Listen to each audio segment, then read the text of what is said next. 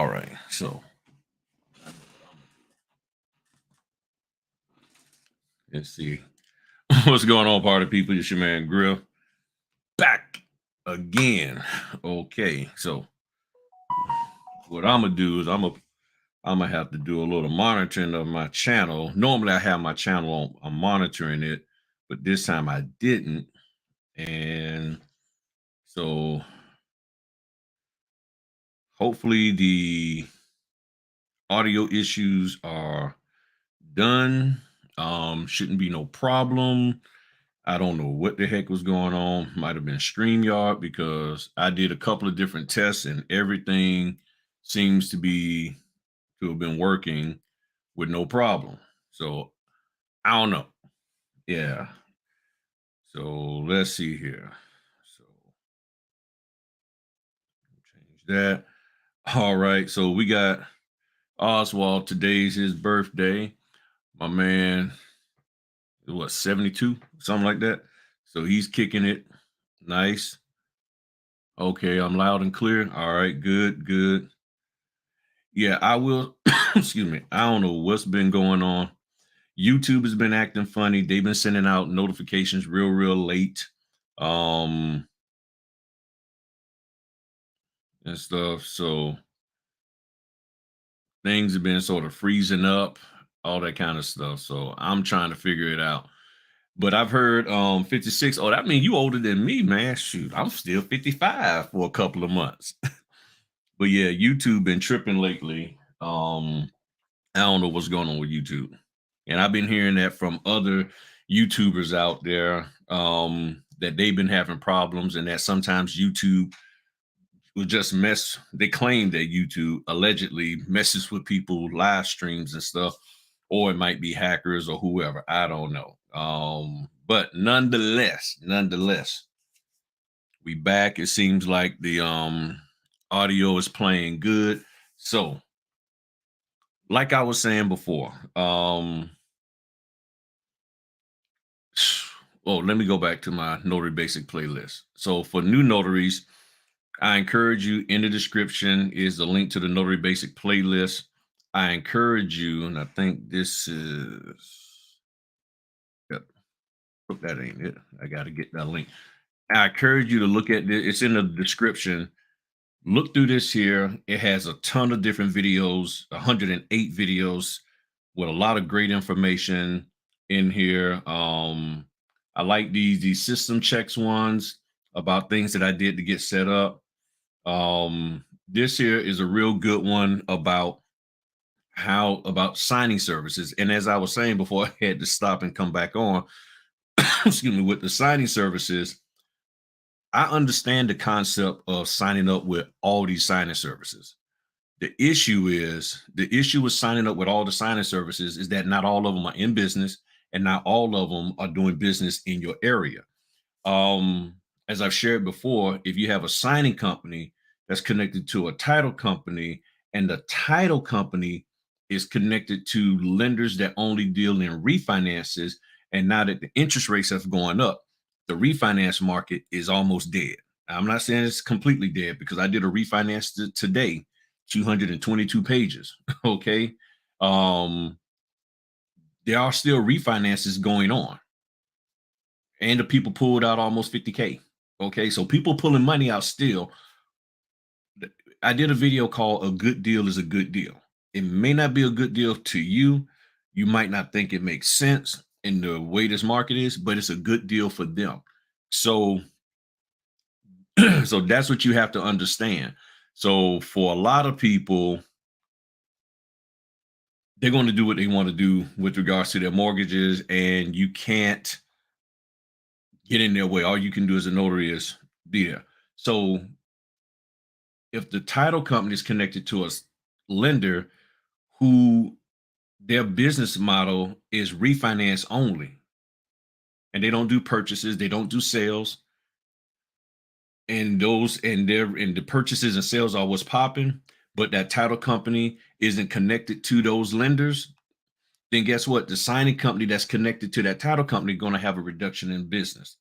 That's the way it goes. So you have to keep in mind that who they're connected to matters. And if you're connected to them and all of your business is tied up in these signing companies, that could be a problem. Now, and that's why I understand the concept of signing up for multiple signing companies. But then after a while, it gets a little wasteful because you're signing up with all these people, putting all your credentials out there, all of your information out there, and then all of a sudden they're no longer around.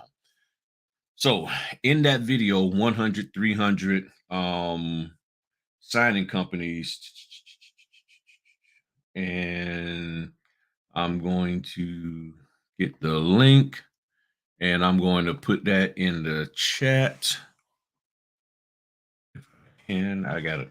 Well, y'all got the playlist link. So just go to the playlist and you will see that video in there. It's about maybe the 12th or 13th one down. But with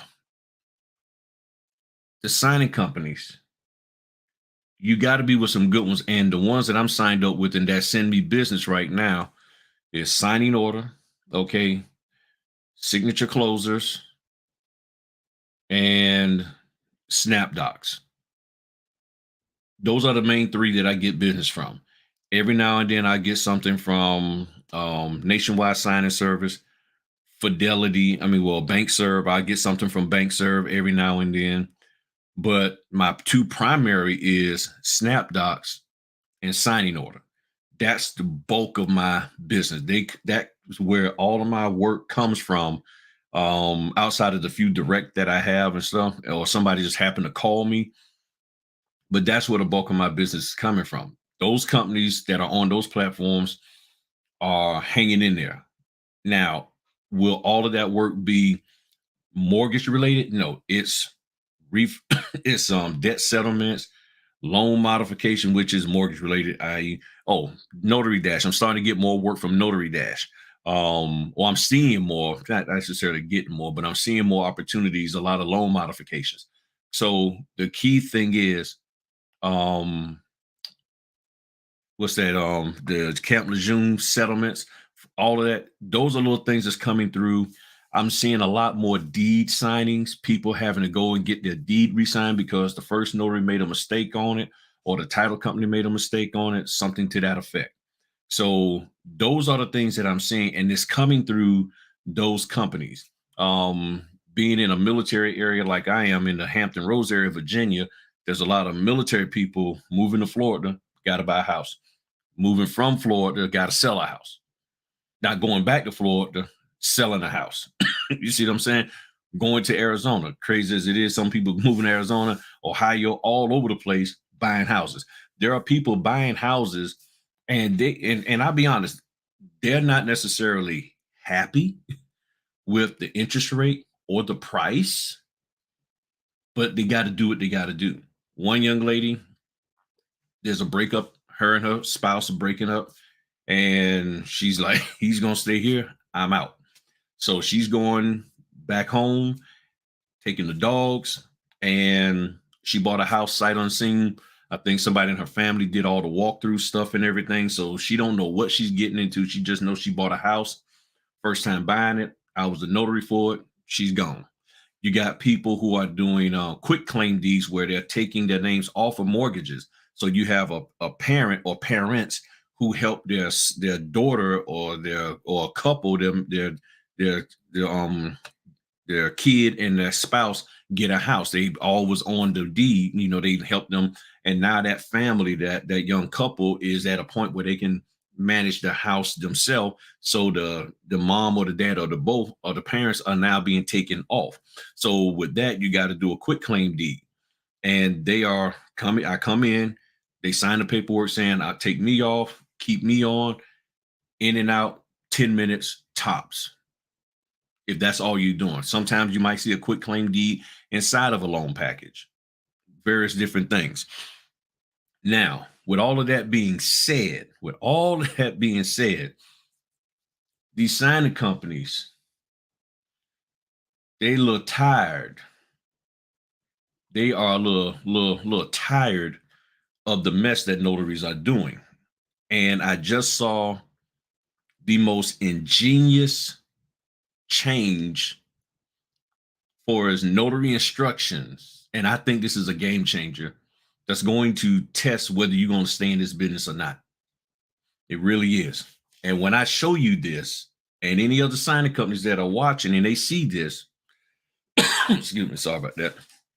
You drink my tea. When they see this, you're gonna be like, that's a good idea. Now, I'm not going to say the company who did it. You might have worked for this company or worked for them and realize, okay, you know who that is. But who the company is irrelevant. I just like the fact that it was done, and it is ingenious, and it falls in line with what I've been saying notaries are doing wrong, and it's causing a problem. And then I'm going to show you my modification to their instructions or what they're saying that they want people to do. I like it, but what I got is even better. Okay. And I hope they take what I'm saying and add it to there. So, first off, one of the things I want to talk to y'all about with this here tonight, and also this is for for seasoned notaries as well as new notaries, all about notary instructions. So I'm gonna show y'all some screenshots of various notary instructions. Okay. Hold on a second. All right. So with this, as you see here, this is one of the notary instructions in SnapDocs, and you have to check the box to let them know that you did it. When you check it, it turns green. Now, notice what it says here: full scan backs required is a must, not just signed documents. So I really can move on to the next thing. Nothing else needs to be said. But what it basically is saying is, because I know I have to say something, there are notaries who are just scanning back the signed documents. There are notaries who just sign back the scanned pages. And they're saying you cannot do that. A full scan back is required. It's a must. You have to do this. And notaries are not doing it. And that is a problem. That is a problem. Okay. A major, major problem from, because of what these notaries are doing. Another piece of instruction here. Take this down. So as you say, excuse me, as you see here, it says scan backs required. Contact the signers ASAP. Always use blue ink. Make sure you double check your docs for errors and all that good stuff. Missing stamps and everything. Make sure that nothing is cut off when you print. Please make sure you read through the signing agent requirements and notary instructions if funds are due. In Virginia, if funds are due and you don't have a settlement license, you need to contact them and let them know that you don't have a settlement license or a title license, and they need to provide you with wiring instructions or another FedEx slip so that they can send the money back. Because notaries in Virginia, the instruction says we are not to collect or handle the money, and handling means we're not even supposed to touch it. That is not what we're supposed to do at all. I know some notaries will, we're not supposed to touch it. Handling is handling. Okay. If you look up the definition of handle, that means you got it in your hands, and I don't want it in my hands. And then down here at the bottom, it says scan backs are required immediately after signing an appointment. Yes, I know that bugs a lot of people immediately because you're 35 minutes away and you don't have a mobile office. You just let them know I'm on my way home to do scans. Please make sure scan backs are legible and not cut off. Scan in multiple files that are not too big to open or upload. So sometimes you might have to do multiple files and all of that. And everything.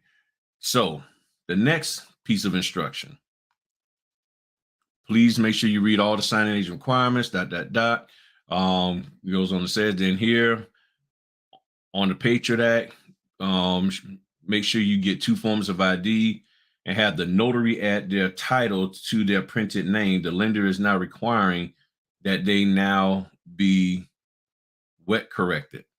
So that means if you don't do it, that means you got to redo that sheet of paper. So on the Patriot Act, you put your title. Now, what title you put, this is an age-old debate. Some people just say notary. Some people say no. Since it's like California, you can't put the title From my understanding, for California, you can't put notary on anything that you're not notarizing. Okay, well, I'm not in California, so I'm in Virginia. We don't have um that statute as far as I know. If they you do, somebody let me know. So I put notary. That's what I am. I'm a notary. Some people put LSA. Some people put NSA. You put whatever the heck you want. Okay, that's between you, and them. I don't care. I ain't gonna see your paperwork. I ain't checking your paperwork off. As long as there's a title, you put whatever title you want on there. That is up to you. So stop arguing about that and stop trying to make people feel bad. Let me come back to y'all for a second. Stop making people feel bad because they're not putting LSA or NSA and all that kind of stuff. Stop trying to rationalize it. If you don't have some documented proof that you have to put something other than notary per your state, then you need to stop making people feel bad about just putting notary in the story. Okay. That's my take on it. So I'm publicly saying Griff puts notary. If I know what the NNA says, they suggest, that's what they'll tell you. We suggest that you put that on. Show me legally where I'm required to put NSA, because I know I just said in the story. Here's the point that I'm making. If there's somebody in a title office, if you're working in a title office and you're not required to be NNA certified and you didn't take anybody's loan signing courses out there, all the ones that they have. So you didn't take any loan signing courses. You didn't do the NNA because you don't have to. And now you're sitting in a title office and somebody's saying, sign this document, this Patriot Act. What's your title? Because technically you didn't do the NSA, you didn't get NNA certified, you didn't take anybody's loan signing course. So what do you put as the title? You get what I'm saying? That's the key. That is the key. Okay. And if you read the Patriot Act, it's for when you're opening up new accounts. So that could be for any kind of thing that's going on and somebody needs you to fill that out. Put what your title is, notary.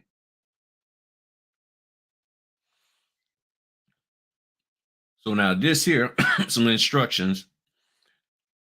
This here is talking about we're seeing a lot of non-borrowing spouses on HELOC notes. This is very, very important.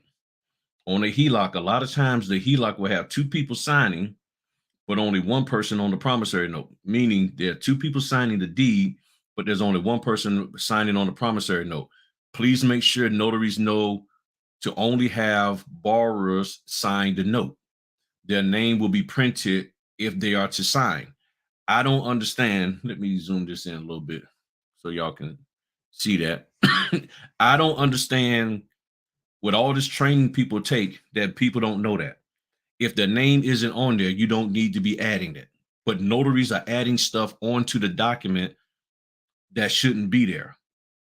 You're going and you're getting scared and you're freaking out and you're like, oh, I need to add this. I need to add that.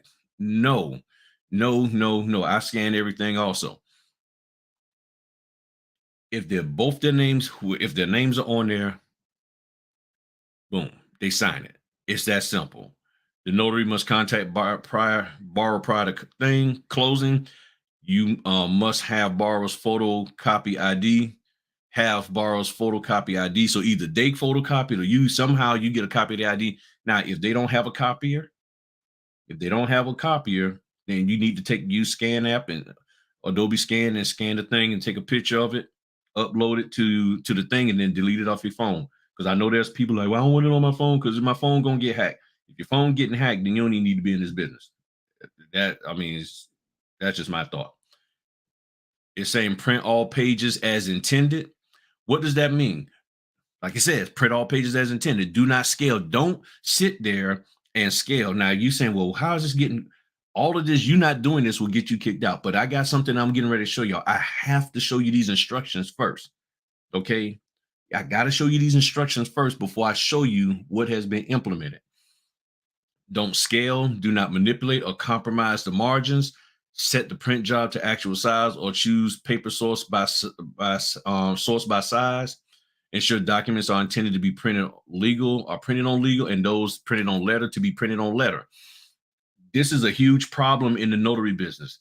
There are a lot of people out there who keep running around in all these clubhouse rooms and Facebook rooms, public and private, and everywhere else talking about I print only on letter. I don't do legal.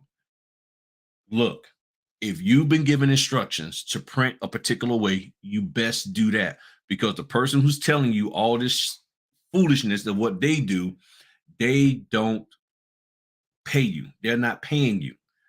The person who is asking you to print these documents a particular way, they're the ones paying you. Villa title. Villa title, when you're doing an order for them, and they're in SnapDocs,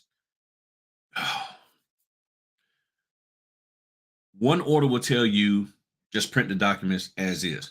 And then another order from Villa Title will tell you everything got to be legal. However, when they send you the documents, they're not all legal. So you got to make an adjustment on your printer. And in my printer playlist, I show people how to do that. But you got to make an adjustment to that. As a matter of fact, let me see. Can I show y'all? I don't even know if I can show y'all in here, because I don't know how big it's going to show up on the screen. Let's see if I can show y'all real quick. All right. So if you're trying to print this, let's just say right now I got it on choose source by page size. So this is what it's saying the page size is. You uncheck that, choose paper source by PDF size. Then you go down to page setup, and then you select legal. Then you hit OK. And then as you see, it's rotated the opposite way, but it will print this out on all legal, 8.5 by 14. That's what this says here. That's why I said it's real hard to see. That's what it will say. That's all you got to do. Okay. I got a video that talks about that. So it's telling you what to do. Must print 2 copies. One package to be signed and shipped back. The second package to be left with the borrowers. This is a requirement. It's letting you know it's a requirement. Documents must be printed single-sided. Notary is to review print quality before leaving to the closing, meaning before you go to the closing, and ensure the ink is not too light. Some notaries are sitting there reducing the ink quality, so they're not printing out the second copy to the signer, or even that need to be signed, they're printing it out in grayscale. Just print the bad boy out on the way it's supposed to be, okay? Then it says the borrower must sign and date the documents themselves. It is not allowed for the notary / attorney to write in dates for the borrowers.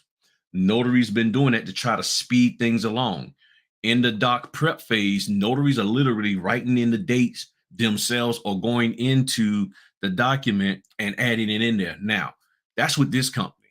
Some of you might say, well, I do that all the time. Then if that company allows you to do that and they cool with it, then you roll with it. But if you got instructions that says otherwise, you probably need to follow the instructions. Now, if you haven't been penalized, okay, lucky you. You may have never been penalized whatsoever.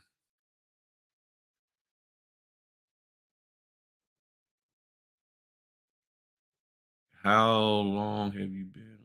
Oh, I just got on. I just got on 20 minutes ago.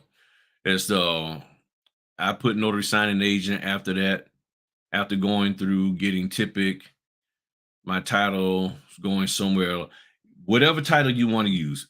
I mean, think about it. Is it really making you that much more special that you put I'm a typic signing agent, loan signing agent, whoever NNA certified? They just asking you to put a title. That's it. That's an internal document. That document don't go to the CEO. It doesn't go to somebody that says, hey, the person who put their title on this page, you need to pick them all the time. It's just a part of the requirement. That's it. Okay. By not putting the title on will get you less signings. by putting the title on, irregardless what that title is, will keep you getting signings because they're saying you following directions. It says, what my man said, if Ellis says would just buy a dual tray printer, that would be correct if they will buy dual tray printers. But here's the thing, Oswald, there are notaries out there senior notaries who are telling notaries, don't buy dual tray. They too expensive. You don't need that. This is what they're telling them. All you need to do is just flip this thing down in here. Just flip that. That's what they're telling them. Just flip that and use that. But that can take with so many pages, and whenever I use it, it jams. So I don't like using it. Okay, I don't like using it for speed purposes. I know you got the Notary Rotor. You sign up with Notary Rotor, get the page separator free. I did a video on that. I know it doesn't make you special. I'm just messing. I'm just messing with you.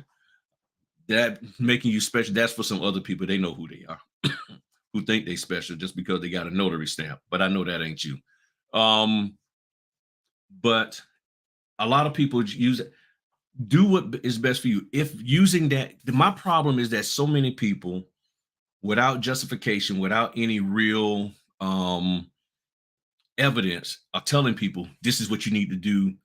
Use that little tray to flip out, but it jams on me. Well, I don't know, it don't jam on me. Okay, I like the dual tray. It works for me. Go hit the print. I got 2 printers. Bam. I go do what I got to do, iron my shirt, and I'm off and running. You see what I'm saying? So, yeah, I'm making more to do. Yeah. So if you're making a lot of money, if you're doing a lot of, you need a dual tray, you need probably 2 printers. Okay. So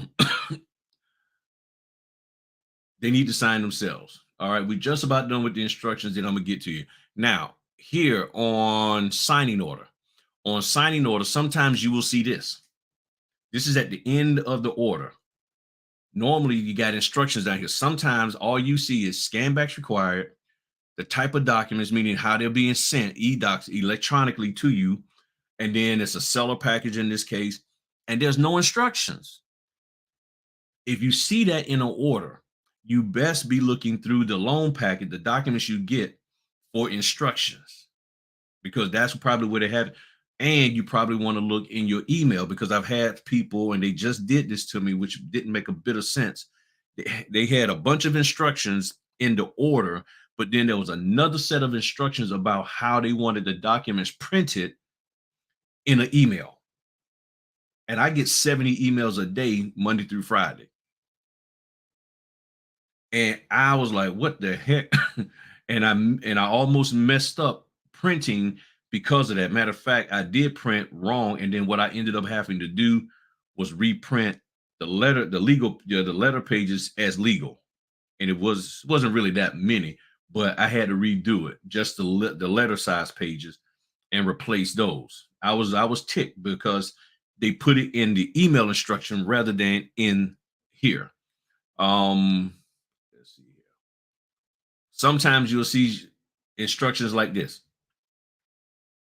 Please scan me back a copy of the documents and drop the FedEx same day after signing. That's it. That's your instructions. What ink color? Don't know. I default to blue. If they don't tell me, I default to blue, or you can reach out to them and they may or may not respond back. Now, here's where we really get into it. Now, sometimes in that section that we just saw, you'll see these instructions. You'll see, don't change the order of the package from how it was sent to you. Documents should come back in the same order they was received unless special circumstances. 2-part closings, do not staple pages together. This is a thing. You got to follow instructions. Do not staple. And I know there's people out there that think they're supposed to be stapling stuff. Don't do it. Please use a paper clip on any certified funds. So they're talking about, especially for the funds, don't staple them.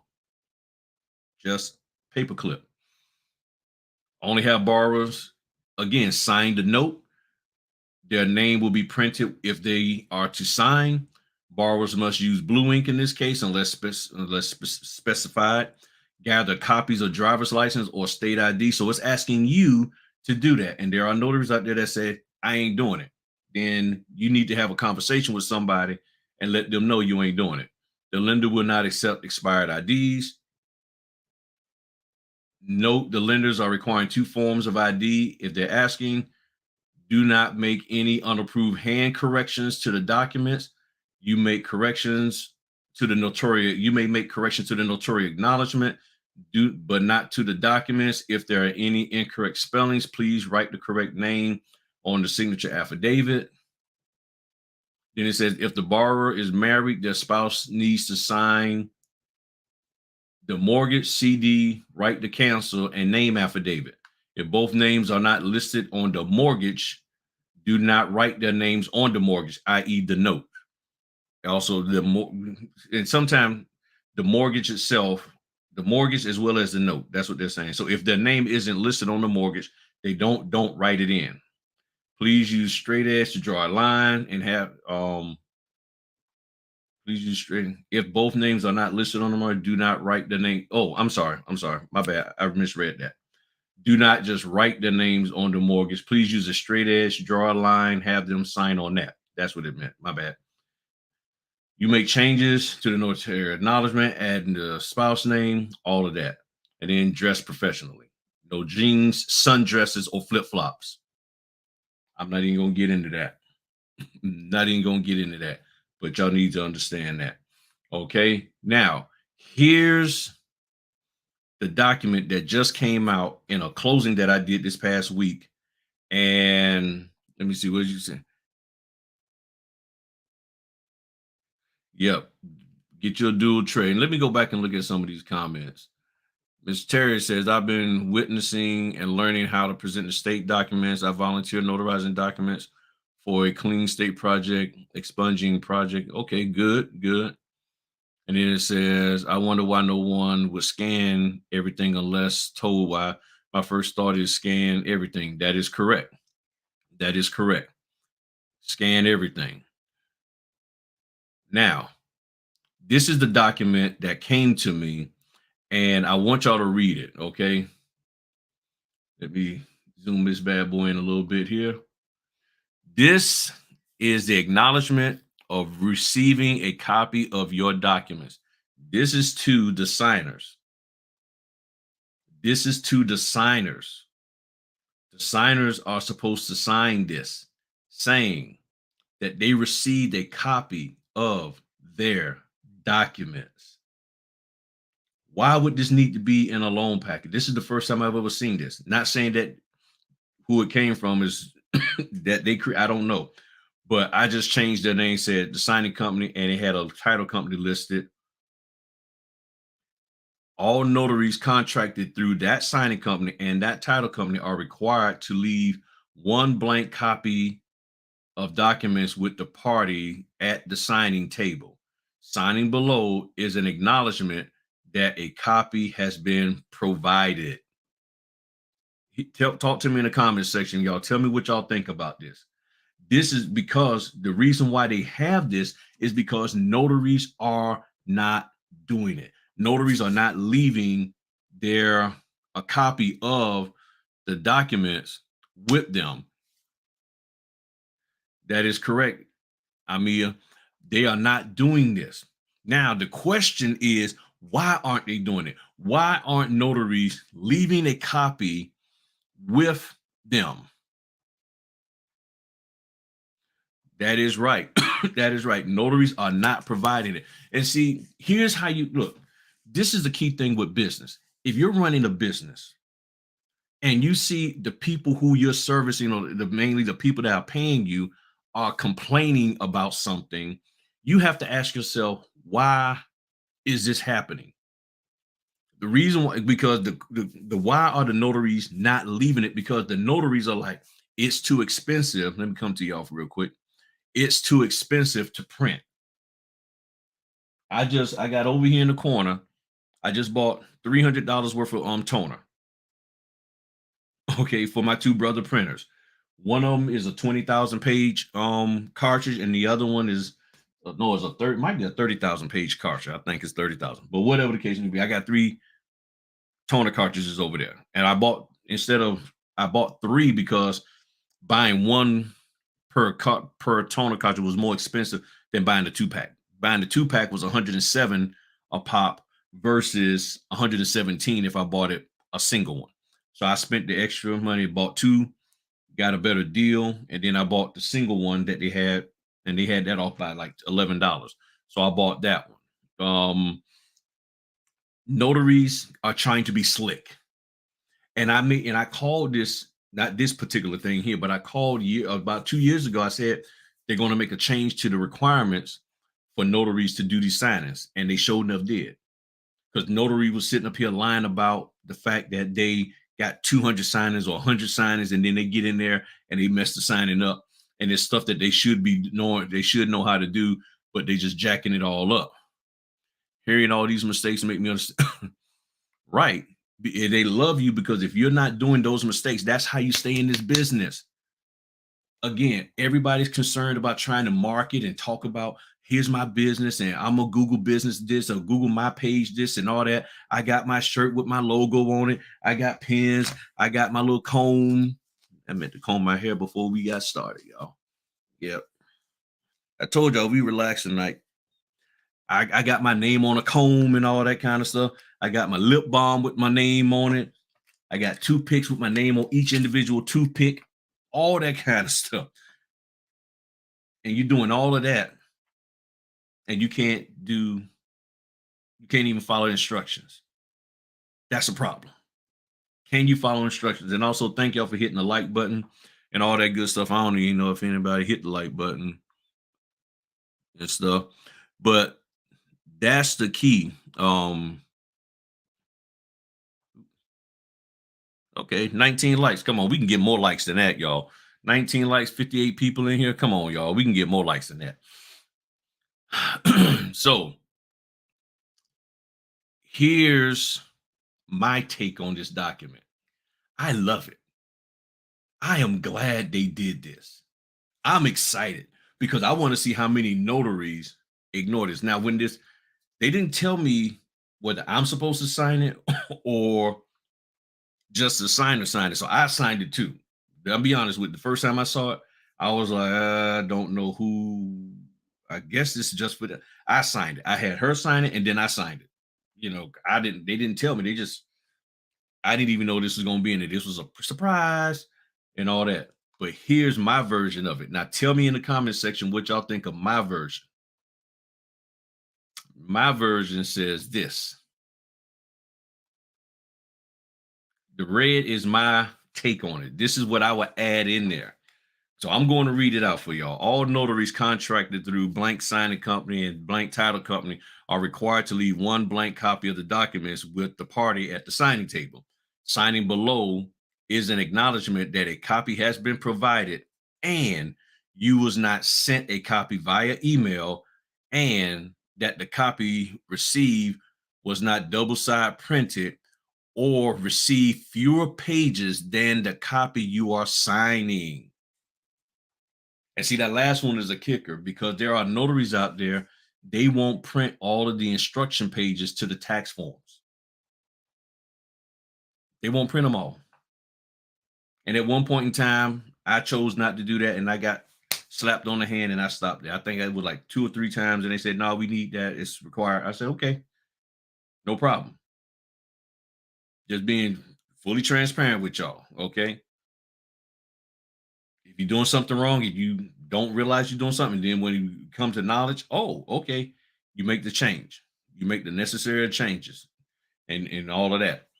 So to me, this covers a lot of the issue. That's why I had to spend time with y'all showing y'all the instructions. Okay. I had to show y'all the instruction section so that you could understand why I put that stuff in here, because that's one of the things that double side printing the documents when they hand it to you. And I probably need to put that, I need to reverse that and say provided and was not double side printed and a copy was not emailed, because they shouldn't be, be emailing the copies to them, and it shouldn't be double side printed. And they're doing that so that they can save paper, and they're printing fewer pages. So they're just printing the pages that need to be notarized or the document, or sometimes they just print the pages that need to be signed, and that's it. And they're not even printing the first page. Notaries are doing all kinds of wild stuff. What we got here?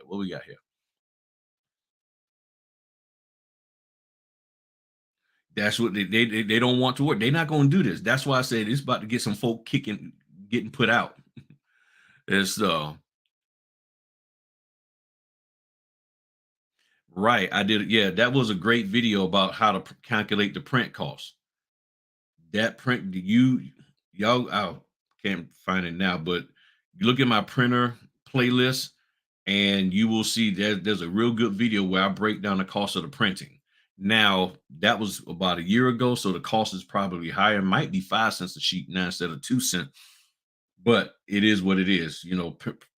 Paper prices have gone up and everything. Thank you. Yep, my comb. I know my comb. I, I keep a comb at the table and I keep a comb in my car. Just never know, you got to spruce yourself up a little extra there. I like this sheet. And then at the end, I added notary signature. Because as I read it again, it's like, oh, wait a minute, this might just be for them. The notary needs to sign this. The notary signs it and dates it, and then all the signers that are there signs it. And if there's more than four, then you print another copy and have them sign that, and you sign that one too. But this, yeah, this was at the beginning of the loan packet. It's now how you organ now their copy, like Q says, you can, if you rearrange their stuff in their copy, that's fine. But a lot of companies, they have a particular, as I've learned over the last 5 years of doing this, they have a particular way that they like the documents sent back for a reason. What that reason is, I don't know. I don't really care. I would like to know just for just personal knowledge, but I don't have to know.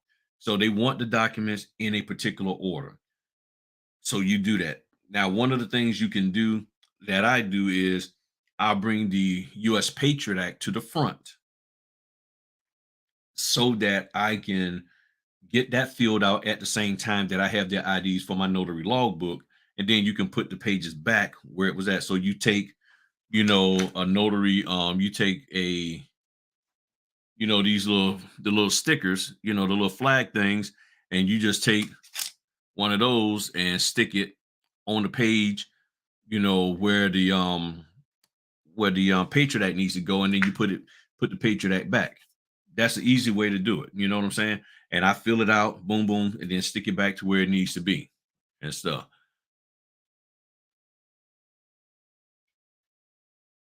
Right. Okay. And the more detailed instructions, the less mistakes I make. Right. And that's provided they actually read the daggone instructions. And I'll be honest, in the beginning, I wasn't reading the instructions as much, and that was where a lot of my mistakes was at. And then when I took time out to read the instructions, I was like, oh, okay. And sometimes here's what you got to understand. And if you're a signing company, don't take this personal. There are some people who have a signing company, or they have people working for their signing company that's doing the scheduling, writing these instructions and stuff, and they're not well versed in the English language. I struggle sometimes with making sure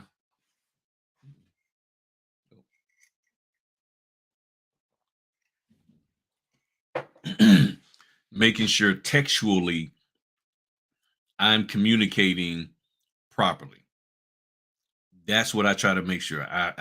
And sometimes it takes me a while to really get my wording together. Even with this, after I looked at it, it's like, oh man, I meant to switch. I should have switched it to say that, email, a copy has been provided and it was not double side printed, and you did not, and your document copy was not email. So it takes me a while sometimes to click. And sometimes you think you're going to say something and you say it a different way. So sometimes instructions aren't as clear. Sometimes they think you should know. Case in point, I did a signing. There was a 1099-S form where the person had to put their social, then they had to sign them, they had to print their name, um, name of spouse, but this lady was widowed, or no, it was just her. Her husband had nothing to do with this property. And then there was a section in there about total compensation, percentages, and all of that. I've never had to fill that out of 2,000 over 2,100, 2,200 closings that I've ever done. I've never had to do anything with that section.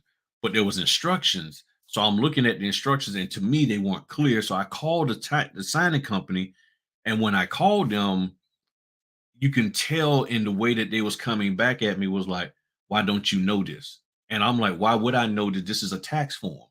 I'm the notary. I'm not the tax person. I've never had to fill this out, so that's why I'm inquiring of you, making sure that I understand what you need to do to go there, or is this instruction for somebody else who gets the document later?" And once I explained that to them, then they was like, "Okay, okay." I had to get them to calm down because they was immediately, instantaneously going into, "Okay, you're being a problem." And I was like, "No, no, no. I need to know this because I've never done this. Just because other notaries are doing it, don't mean that I've done it." Okay, and that's the way it is. And they chilled out, and all of that, and we got through that. And they told me what needed to go there. I put the information on, and we was done. Uploaded the documents.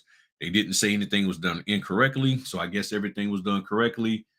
I'll be getting paid whenever they send payment out. So, what are y'all thoughts on this? Okay, um, it's important, and let me put it up again. It's actually saying acknowledgement of receiving a copy of your documents. So they received a copy of their documents. It's either yes or no, and they having them to sign it. I love this. I love this because the signing company, and I really want to say who it is, but I'm not, because I don't want somebody to think I'm not picking or whatever. People mistake things the wrong way when I start saying company names and stuff like that and all of that kind of stuff. So, and if you know who it is, don't even say it. Don't even say their name. Griff, I was blessed with a double tray brother printer, toner, 6 legal packs, one dot dot dot. Okay. The notary was going out of business. Yeah. And notaries are going out of business. Thank you, Ada. Thank you. I'm glad you think this was a good video tonight. Um, and this wasn't clickbait. Notaries will be getting out of this business because they don't want to follow these instructions. Whether my part that's in the red is added in or not, just on this alone, they're gonna be like, "Whoa, they got to sign proof." Oh, so now what does that mean? The signers know that they're supposed to get a copy. I just had a signing with a guy. He asked me, oh, gosh, that's another thing I got to add in there. And that we weren't asked to mail it. The guy told me he was told that he had to mail the documents himself. The person came there with just their copy, told them, "Oh, somebody will get you a copy of it." They wouldn't even going to email them the copy. They said, "Somebody get you a copy of it," and then turned around and said, "Here's the shipping label. Just take it to whatever the shipping place, either FedEx, UPS, whatever one it was, and drop the documents off."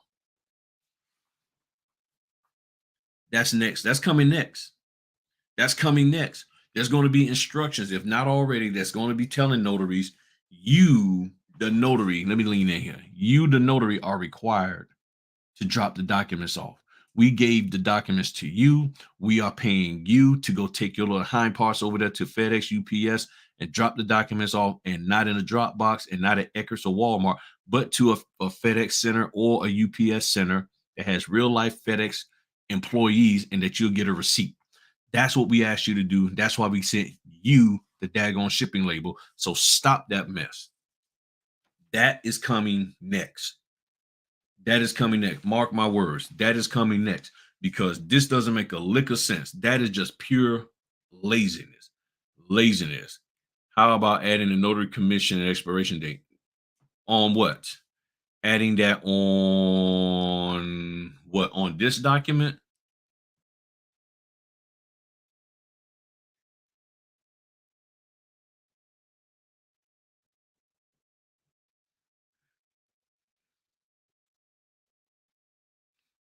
That's what I'm trying to figure out. Um, are you talking about on this document? What are you talking about? Notary commission expiration. I mean, if they ask for it, you put it up there. You know, That's what I mean, I'm not sure on what if you're talking about on this here and stuff. So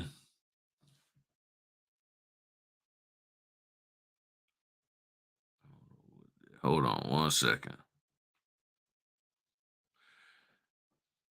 So that's the thing. All right. That is that's the thing. So if y'all, I mean, I think it's a good thing. I think it's going to really challenge people to make them think twice about taking shortcuts. This is a shortcut killer. It is going to kill the shortcut ism that is in a lot of notaries. Okay, young, old, whoever. It's going to challenge that, and I want to see it in every single loan packet. I'm serious. I'm out of all the instructions they give us to do. I don't like the taking pictures of the FedEx package and taking. I mean, literally, one person talking about take a picture of you dropping it in the Fed. Now, this one come talking about you can put it in the FedEx box. We're talking about take a picture of you dropping it in the FedEx box. I'm sitting here like, why am I taking selfies of myself dropping it in the FedEx box? Come on, take a picture of the receipt and send it to us. What a lot of people don't realize, the signing companies, you can in FedEx and UPS, you can actually go in there and every tracking number that you're responsible for, you can put an alert on it. You can put an alert to tell you when it was dropped off. That's what you can do. And I don't understand why they won't do it, but you can do that. You can do that. Um well, see that. Well, Ms. Addie, they already have forms in there that they want to know what your expiration on the ID verification. Um, yeah. So putting my notary expiration on there, I don't know how that's going to prove what it's going to prove. I mean, it can be. I mean, if they ask for it. Um, but this is more so about them getting the documents more so than whether we are, our commission is expired and stuff.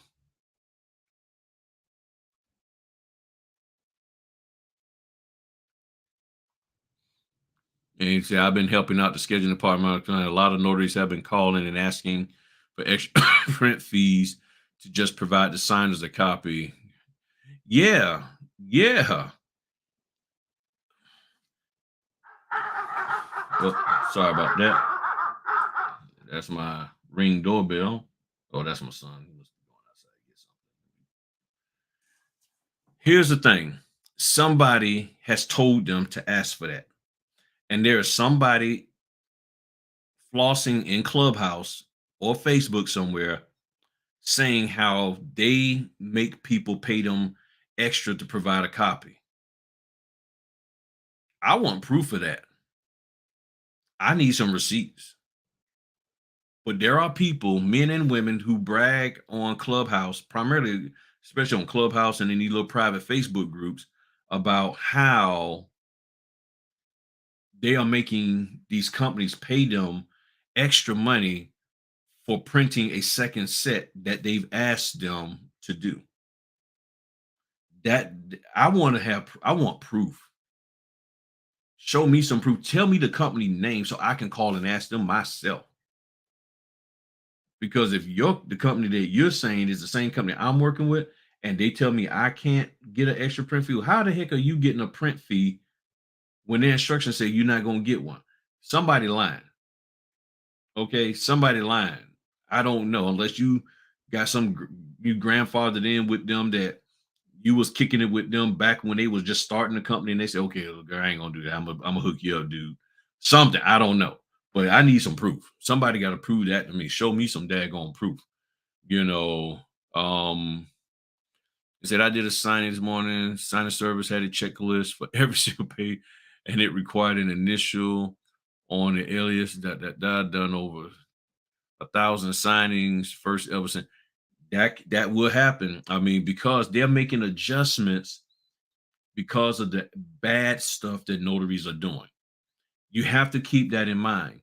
they are making adjustments to the bad things that notaries are doing. If notaries are doing stuff that's causing them financial loss, they're going to make adjustments to it. They're going to be like, okay, you know what? Let's do this. Let's try that. And that's what this document is all about. This is an adjustment to notaries acting up. That's all this is. Notaries are acting up. This isn't good for us. We need to try to fix it. Let's try this. And I wouldn't be surprised if they are doing this after already seeing it implemented and working.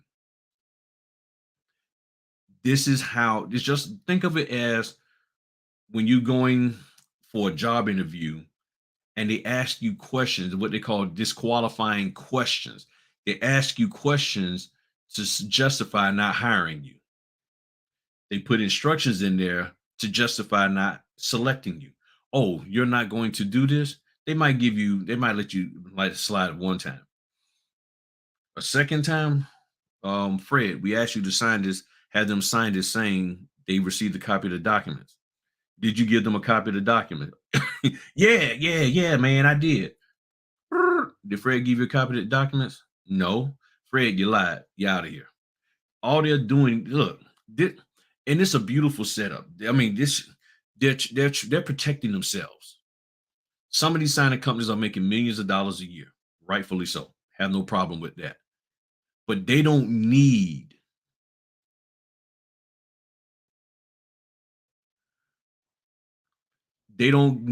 notaries out here cutting the fool and costing them business. Yeah, getting assignments that don't give the information, what kind of assignment page. And the reason why they stopped doing that, Alicia, is because notaries, when they see that, they don't take it. Y'all won't, I know it's hard to believe, and I know y'all keep like, man, why you keep saying this? I'm telling y'all, there are notaries out there who are teaching this. They're telling notaries off on the side. Now they get on camera, ching, got a little sparkle in their tooth and all that. They ain't got no little gap in their tooth like I got, but they sparkling and all of that. They looking all fresh and everything. They already got their hair combed, unlike me. And but privately, they're saying, here's what I did. Here's how I got over. So if you see a document, if you see an assignment that's like this, don't take it. If you see it with this many pages, don't do it. That's part of the reason why, because notaries are trying to outsmart the company saying, okay, well, no. Oh, it's 150 pages, then they ain't doing it. Now, bill of title, they tell you, they say it's going to be 200 plus pages. Okay, I guess I'll do it. And sometimes it's not 200 pages. Sometimes it's 199. I ain't lying to you. Yeah, like, okay. And they're like, oh, 199. And that's with the shipping label and instructions, 199 pages. I'm like, okay, well, I printed out. Today I did one for Villa title, 200 pages, 222 pages that I had to print twice. It is what it is. I just roll with it. Okay. So somebody's doing that. They're trying to take the excuse away. They just want you to do the assignment. But notaries are like, if I don't know exactly what I'm doing, then well, here's the thing. Irregardless of the assignment, one thing we know outside of loan applications and even probably debt settlements in most cases, but loan applications, there's going to be something for you to notarize. So even though it might be 185 pages, you don't notarize all 185. You don't. There have been times where I've done closings and it was only 3 notarizations, but it was like 120 pages, but it was only 3 notarizations that I had to do in there. The deed and like 2 affidavits. That was it. And I'm like, okay. A lot of, 150 pages, 180 some pages, but I only had 3 notarizations to do. I'm not going to fuss about the 85 or $95 I got for it because I only had 390 pages. And then what is there to fuss for me, to me, what is there to fuss about when I'm doing this full time and I'm trying to make money to take care of my family? So the question would be to you, Alicia, and this is really not just to her, but to anybody. How does you knowing the number of pages to print help you in doing your job as a notary? Because if you have the paper on hand, which I've got plenty of paper. Matter of fact, tonight I meant to do it last week. I'm gonna do it most definitely tonight. I gotta order me 2 more boxes of letter, maybe three, probably 3 more boxes of letter, and then double check my legal paper. I think I got plenty of legal paper in the storage unit. Plus I got a whole box down there in the living room. So I got a full box of letter downstairs, a half a box of letter, and then a full box of legal.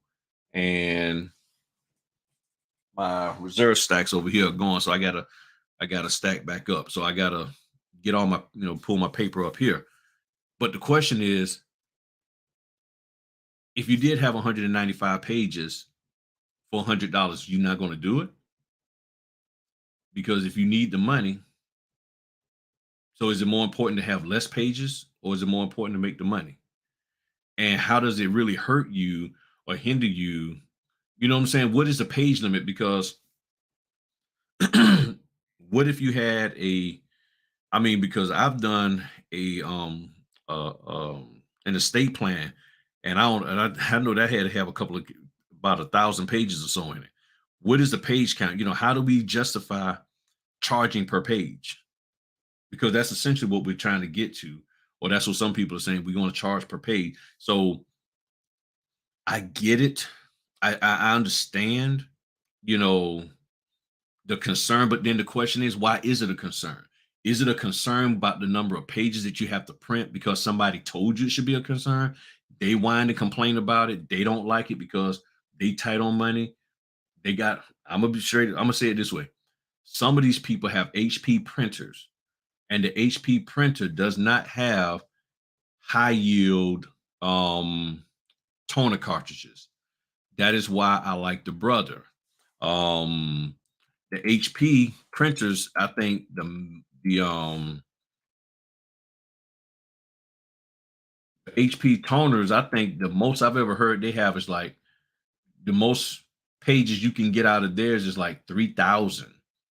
So if you talking about 3,000 pages, um, that's not a whole lot of pages you're getting. I'm looking right now. I'm trying to see what the yield is. So okay, let me show y'all this here. So let's say you got an HP LaserJet and you got to use this one, 58X.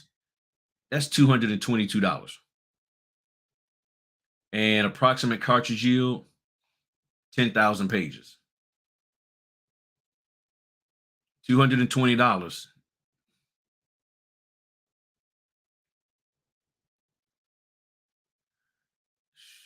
Okay. So then the question is, how many pages do you have in a? Yeah, you can get 10,000 pages. Okay. All right. So my brother, so I got the TN 88 890. Oops, I'm sorry.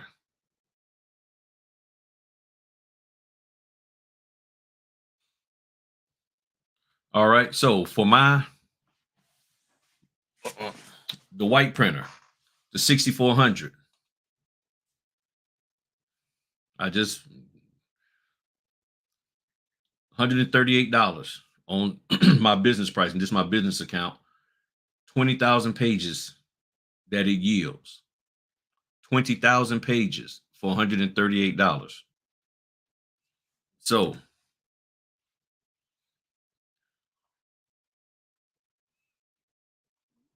222 minus 138, that's an $84 difference. And I get double the pages. I get double the printer yield. That's why I got a brother.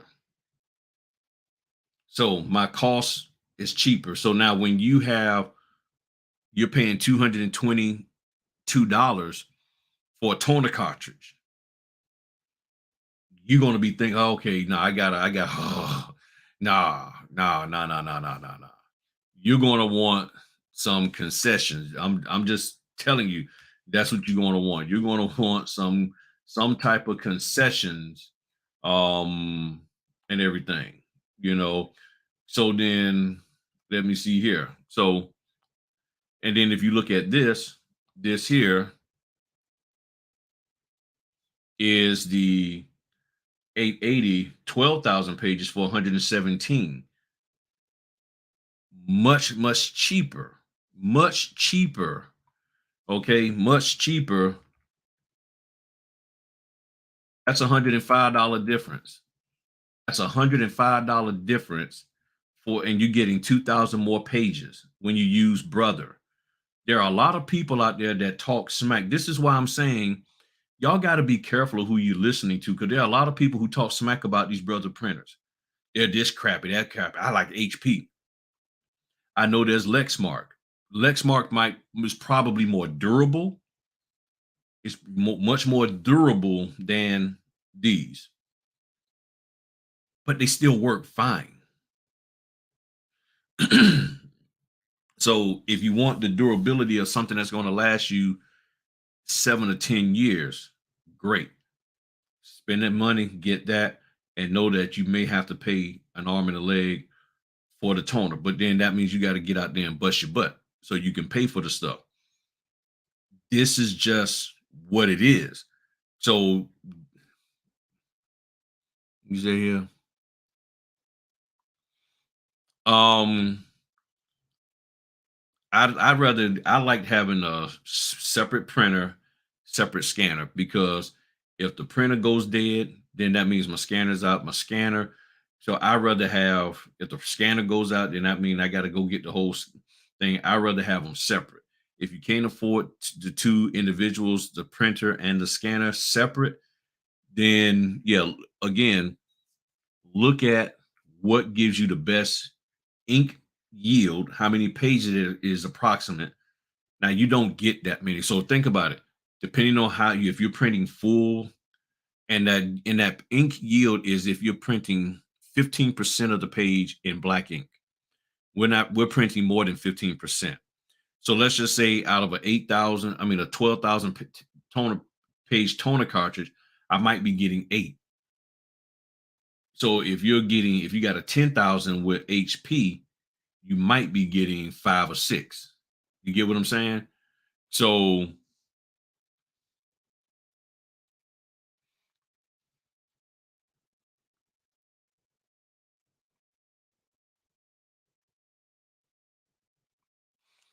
yeah, and buying that off brand almost messed my printer up. Now some people are fortunate when they buy off brand. I don't mess with the off brand. I get name brand. That is up to you. But the printers are too precious to me to just be putting anything in there. You don't even do your car like that. Okay. You get a Dodge Charger, you put an octane, you put in a high octane in there. I put the right stuff in there, and same thing with the drum. So you got to have the drum for for your printer. Um the drum for which gives you about 30,000 pages. So I get the drum, and I always get the Brother brand. I don't get the off brand at all, because that off brand stuff can mess stuff up. So I don't get the off brand at all. They sell it out there, but I'm getting the regular one, genuine, genuine Brother, everything. um, so like right here,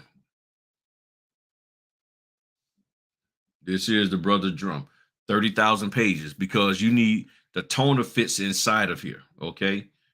And the drum is what transfers the toner to the paper. This gives me 30,000 pages. The question is, how many pages can you get out of your HP or Lexmark drum? And then how much does it cost? So this is 122. So you're talking about every 2.5 toner cartridges, probably every 3 toner cartridges, I got to buy a new drum. And it depends on the volume that you're doing. You see what I'm saying? It all depends on the volume that you're doing. All right. Okay. So, whew, that's part of the reason why people are doing this.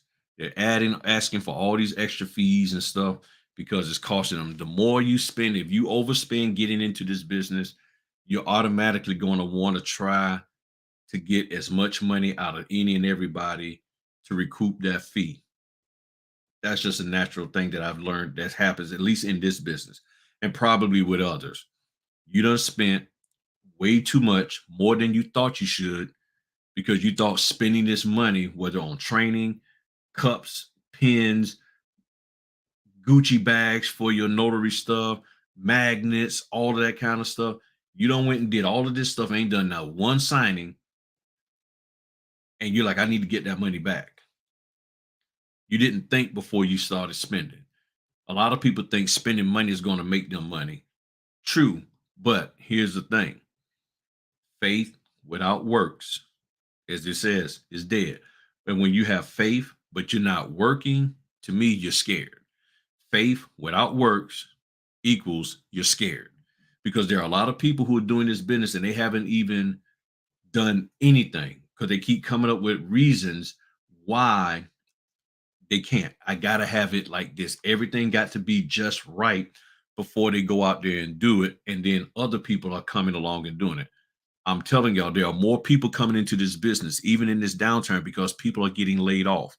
And there are your favorite YouTubers outside of me, especially your favorite YouTube trainers and their followers who are got all these affiliate links and stuff. They are out here promoting coming to the business. And I'm just getting I'm getting more and more people looking at the videos, my videos, and calling me because they're finding out even quicker that okay, yeah, I'm not too cool with what they're talking about over there.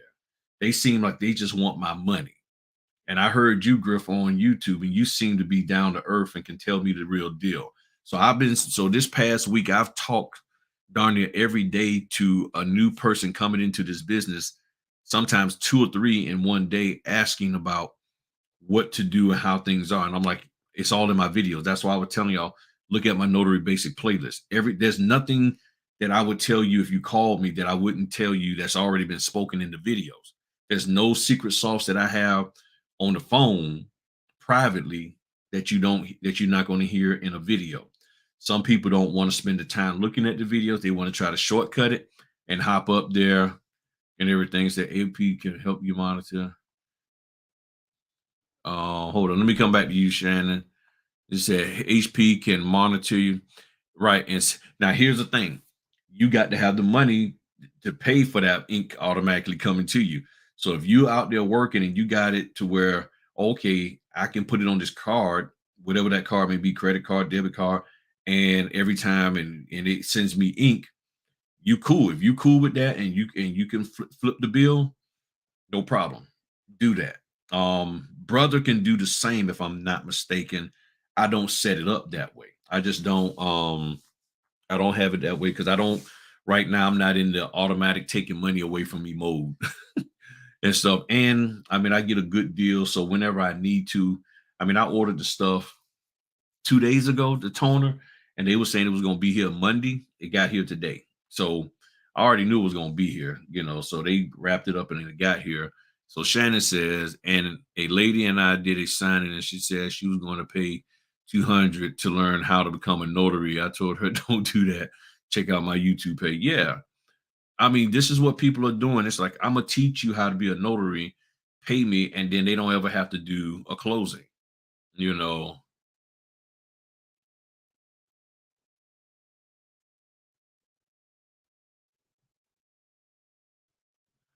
And then, yeah, it's more time consuming to be picking through pages, not to print just the signature page. Yeah, just printing the whole package. That's all you need to do. And there are a lot, I mean, people are really notorious for trying to find shortcuts. And again, I've always said how you are in your W 2 will determine how you are in your business. If you was cutting the corners and sneaky and all that in your W 2, and you never ran a business before, what makes you think you're going to be on point, follow the orders, do things right, in your business when you've never done that in your job. And there are people who have never done that in their job, and then they're going and you expect them to, and now they run a signing company, a title company. All of a sudden, they're a loan officer. You know, all of these are concerns of mine that I have personally as to the validity of you being a good individual that I can trust to do business with. You know, I got somebody now, I'm going to be sending an email. I'm like, okay, they owe me money. I'm like, where's my money? $375. I'm like, okay, I already emailed y'all, sent y'all the invoices. Ain't heard nothing back. I'm getting ready to email them again. Next, I'm gonna be calling. Okay, what the heck is going on? Have a grown-up conversation with me. Let me know what the heck is going on. Because if I miss something, if you sent it to me a different way, because the system that you have that you said you're gonna be paying me says it's unpaid. I need to know where the money is. You paid me for other invoices, but you didn't pay me for these. And you created the invoice, so help me out, help me understand. People have a default mode, and that's what you have to understand. What is people's default mode? And when things get tight and tough, they default to that mode. And it might not be a mode that you like, but that's what it is. You see what I'm saying? That is what it is. So you got to make the decision as to what you're going to do for your business and how you're going to make this thing pop for you. I know you hear a lot of stuff from all of these other people. You hear a lot of stuff from me. You hear a lot of stuff from me and the fellas on Notaries Unsealed. You take it all in and you take out the bones and keep the meat and figure out what is the meat of what needs to be done and how am I going to operate my business. I will say again, as I've been saying the last couple of weeks, what you see us doing tonight is not the notary business. All that stuff about to take this training, that training, go to this conference, that conference, I'm not against them, but I'm saying that is not the notary business. That is not what you swore an oath for. All of that stuff has nothing to do with your notary stamp. You going out there doing work for people, having a document that they sign and that you notarized, that's the notary business. The other stuff that we're doing here tonight and everything else is ancillary to that. It can help, or in some cases, it can hurt what you're trying to do in your business. But you need to understand what is the notary business. The notary business is you meeting with a human being that needs something notarized either in person or online. That's what the notary business is. A lot of the stuff, you don't need to be a notary to do what I'm doing, talking about notary stuff on YouTube. It helps, but you don't have to be. You don't have to be a notary to do notary training. You can read books and figure it out and then start running courses. You don't have to be an active notary to do any of the selling of products or sharing of information or doing conferences. You don't have to be. It helps. But what is the notary business? The notary business is you doing notarial work. And if you're not doing notarial work, then you're really not operating and executing the notary business. It's all glamorous to talk about all of this other stuff and courses and all of that, going to conferences and seeing people. That is great. I'm not against that. That's just not my personality. My personality is not to be all up in conferences and stuff and big, large crowds of people. Unless I'm speaking, I can handle that. But my personality, just to be sitting when I do a lot of the studying and researching, and then I need to really hear from y'all. If I'm spending my money to come, and this is with anybody, I need to hear something that's going to be impactful for me.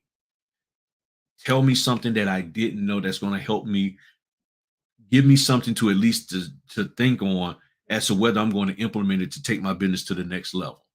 Matter of fact, if I'm okay with where my business is, then what else do I really need to hear at the moment? And a lot of people are like, well, yeah, you good here, but you need to hear more. Okay, well, I'm not ready to hear more. So even as a new notary, it's nothing wrong with going to the conferences. I know the NNA is coming up, but what's most important is that you're making money with your notary stamp. If you're not making money with your notary stamp, then what are you doing? Just sitting around waiting for the next conference to go to, whether virtual or in person? Don't sit up here and be a conference person. Just you're constantly going to conferences, you're constantly sitting in Clubhouse, you're constantly sitting in Facebook, but you're still not doing the notary business. At some point in time, you got to start bringing revenue in. I did 73 assignments last month. I'm at almost 80 this month. I don't spend a whole lot of time sitting in everybody's Zoom and everybody's Facebook and this, that, and the other. I hop on those when I can just to check in, just to see, try to offer some words of encouragement and stuff.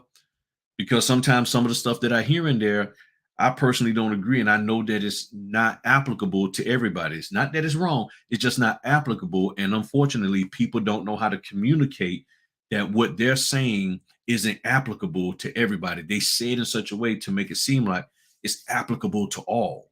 And then I get notaries calling me saying, well, I heard this. They never tell me who, but they say, I heard somebody say that this is what we need to do. I heard somebody say we need to get this in this part of our business or this in our business.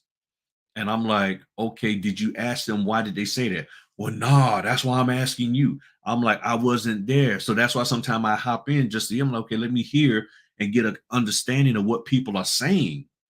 Because notaries are telling me that they're being told to do things, but they won't ask that person because they don't want to seem confrontational. But you want me to answer the question as to why did they tell you to do such and such in your business, and I don't even know what they're talking about. I can't give you, unless I have some personal knowledge, but for the most part, I really can't tell you why they said that, especially if they're in a different state. So you got to be mindful of that. You really have to be, because people got different views. People in attorney state view the loan signing business different than people who aren't in attorney states.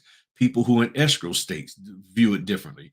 People who are in TIPIC, meaning title insurance producer, if they have to have a TIPIC license, a title insurance producer license, they view things way different than people who don't need to have one. People who are notaries in multiple states view things different than people who are in just one state.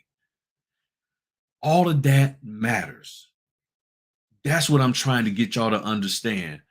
All of that stuff matters. And you got to grow up and put on your big boy clothes, big girl clothes, and start asking people questions about this. Okay. You got to ask them questions about this. Okay. Now, okay, then the question becomes, if they can only pay you that fee, how do you get them to pay you more? That's the question. And then the question also is, how many pages? I mean, I just did one for $65 and it had 7 pages. I had to drive 30 minutes to get there. I had to drive 30 minutes to get there. And but it was only 7 pages, one signature, one notarization. That was it. That was it. So let me see something.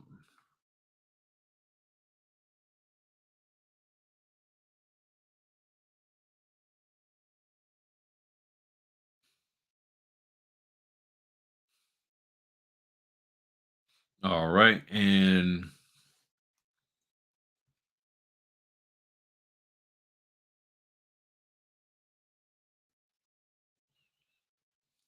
all right. So just so you can see, all right. So here we are. The other day, this is where I had to go. I had to go from over here, over here, all the way down on the ocean front down here. 30 minutes. 30-minute drive down, 30-minute drive back. $65, but it was only 7 pages, one signature on a deed to get notarized. Irregardless of how many pages, it's still a 30-minute drive. And then when I got down in this area here, when I got down in here, it was a bunch of construction. So that made it longer. So it actually took me longer than 30 minutes to get down there and 30 minutes back. And then I'm all the way down here. This isn't the actual house, but I'm all the way down here. And all of this stuff is swamp. This is just ain't nothing but swamp stuff. All right. Just so y'all can see. So I'm all the way down here on the ocean front, down here in Virginia Beach. and all of this is swamp stuff and everything. So you don't want to fall over in that. But this is where I had to go. So it was a 30-minute drive for me to go over there. Okay. And I'm trying to make a certain dollar amount each month. So the question is, what's let me see something. Let me see something. Let me see something. There are some companies, and which you may not realize, and what I didn't realize, some of these companies, what they're paying us is half of what they're getting. I've seen notary fees for $150. I'm getting 75 of that. So if I'm getting half and they're getting half, what is there for me to complain about? And I get the tax deduction for that 30-minute ride. So I get the 18 miles. That's an 18-mile drive. So it says 18.8 times 2. So that's 37 times 0.66. So that's $24 tax write-off I get. For me to for me to do that drive, it's a $24 tax deduction at 66 cents a mile tax deduction for each mile that I drive. So I drove that. That's $24 plus I made 65, and I get a $5 um self-employment exemption for each time I stamp. So I'm only getting taxed on 60 of the 65, plus I made a $24 tax deduction. So that means out of that 60, I'm sorry, $60. If I do this right, if I understand it right, $60 and then minus the $24, only 36 is getting taxed out of the 65.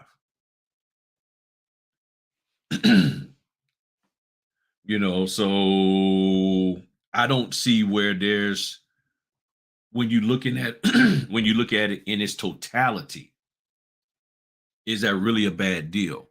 When you look at the level of work. Now, if you're a person who don't like to drive, you don't like dealing with the traffic, or you're in an area, then I understand. You don't really want to deal with all that kind of traffic and stuff. And I've had people tell me, men and women, they just don't really like all that driving. That's just not them, and that frustrates them. And they have anxiety. Not saying that you do, Alicia, but others have told me they have anxieties when it comes to driving. So if you got all of that going on in you, then it's understandable that you only want to drive within 10 or 15 minutes of your house. I got it. But unfortunately, that's not the way things work. Not everybody who wants to refinance is going to be within 5 miles of your house. There's people who are going to be way further than that. So you got to make up your mind as a notary, as a business owner, what do you plan on doing to make the money? That's what we have to do. You see, and we do, and yeah, and there are people who live in the Maryland area that drive. You see, I spent 4 years commuting from Virginia Beach to Bethesda, Maryland. And out of that 4 years, I also spent 3 months flying from Virginia down to Florida. So I commuted. I did a lot of commuting for 4 years. So for me to drive 30 minutes to go to make $65, and then I can go back home and chill for the rest of the day, I'm good. I'm like, okay, bet. I drive an hour to go do to do closings for a home builder. They pay me more than 65, but I'm still driving an hour there and an hour back. I'm good. And then sometimes they say, hey, can you stay out here to do two? So that means I done drove an hour out there, did two closings for them, and then I drive an hour back. And I was like, okay, bet. And then I come back and I got some other signings. So next thing you know, I'm at almost $600-700 for the day. I'm good with that. You got to decide what you're good with. What are you good with regards to this business? For some people, they're not good with the actual ripping and running that comes with doing this business. They're not good with that. And that's understandable. I'm not saying you be good with what you're good with. But what I'm concerned about is when people, and this isn't to you, Alicia, this is to other people, this is to other notaries out there. These other notaries, they aren't good with darn near nothing in this business. And they let everybody know. And then that makes other people think, well, I shouldn't be good with it either. Here's a question. And I was going to do a separate video on this, and thank all 60 of y'all for hanging in this far, this long. I was going to do another video on this subject right here, but I'm going to speak about it now. Probably still do a video. I don't know. Y'all tell me whether I should or shouldn't. You don't see it as much, but at one point in time, there was all these videos about the day in the life of a notary. Y'all remember that, right? If y'all remember that, if you saw a video about the day in the life of a notary, do a one in the chat for me. Do a one in the chat if you've seen a video about a day in the life of a notary. Still do it. Okay. You remember those videos. Here's the thing. Thank y'all. A lot of the people who did those videos, it was a lot. Okay. And I'm not picking on any one person, but a lot of people who talked about a day in the life of a notary on YouTube, when you got them in Clubhouse and other avenues, they complain like big dogs about the notary business. How do you sit there, day in the life of a notary, ching, and then you're sitting out, you know what? I don't like this fee. I don't like that fee. I don't like the driving. I don't like the printing. I don't like this. I don't like that. So all of this stuff you don't like, but you want people to hit your YouTube channel and look at all your videos talking about day in the life of a notary. I'm sitting here like, I'm like, that's not genuine to me. I've never done I've done videos where I talked about what I'm doing, but I don't really call them a day in the life of a notary with Griff. I'm just like, this is what I'm just doing. I'm just doing this, I'm like, hey, here's what it is. And I'm trying to show you what it's about, especially when I have 6, 7 signed. I'm trying to show y'all what it takes to do this business full time, because there are a lot of people coming in this business right now, and they are coming in as part-timers trying to go full time. And I'm trying to lay the foundation of having videos that people can see down the road or whenever. Okay, it's a lot to it. You are moving left and right. You're going here, there. You got a lot going on. So that's why logistically, you got to have your gear, your printers, your paper. You got to have all of that stuff in place so that when it comes time, you can hit print and go. I had a signing today. I got one tomorrow. That's what you see right down the paper on the tray. That right there. That's my paper. That's the and the other one. Those are documents for my 2:00 tomorrow. And I don't know how many I got on Monday. I got one that tomorrow. And then I got 1, 2, 3, 4. I got 4 tomorrow. So okay. So let me show y'all, give you an idea of what my Monday is going to look like. Okay. Let me give y'all an idea of what my Monday is going to look like. All right. Just so you can see. Okay. I got Suffolk. I got to go 10:00 in the morning. I got to go out this way. I believe somewhere over here in Suffolk. Let me double check. What part of Suffolk I got to go to? I just want to show y'all something, okay? Oh, wrong way. I got to go up here. I got to go up here on Monday. Up here. Now I live. Where the heck do I live? I live over here where it says Acredale. So I live over here by Acredale, right here. Founders Inn. I live over here by Founders Inn. Monday, I got to go over here, 10 a.m. Okay, so 10 a.m. I'm over there. 12 p.m. at noon, I am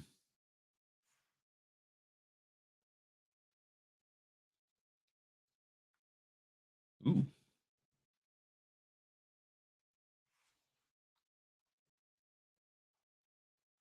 I'm down here. I'm over here. Yep, I'm over here. Yep, 165, 160. I'm over here at noon.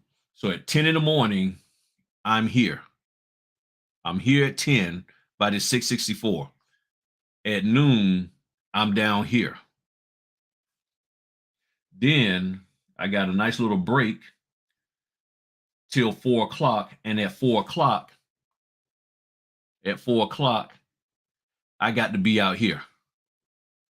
I got to be way over here in Franklin, Virginia at 4 o'clock.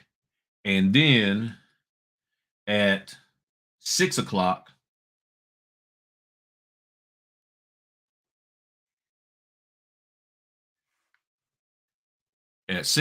I got to go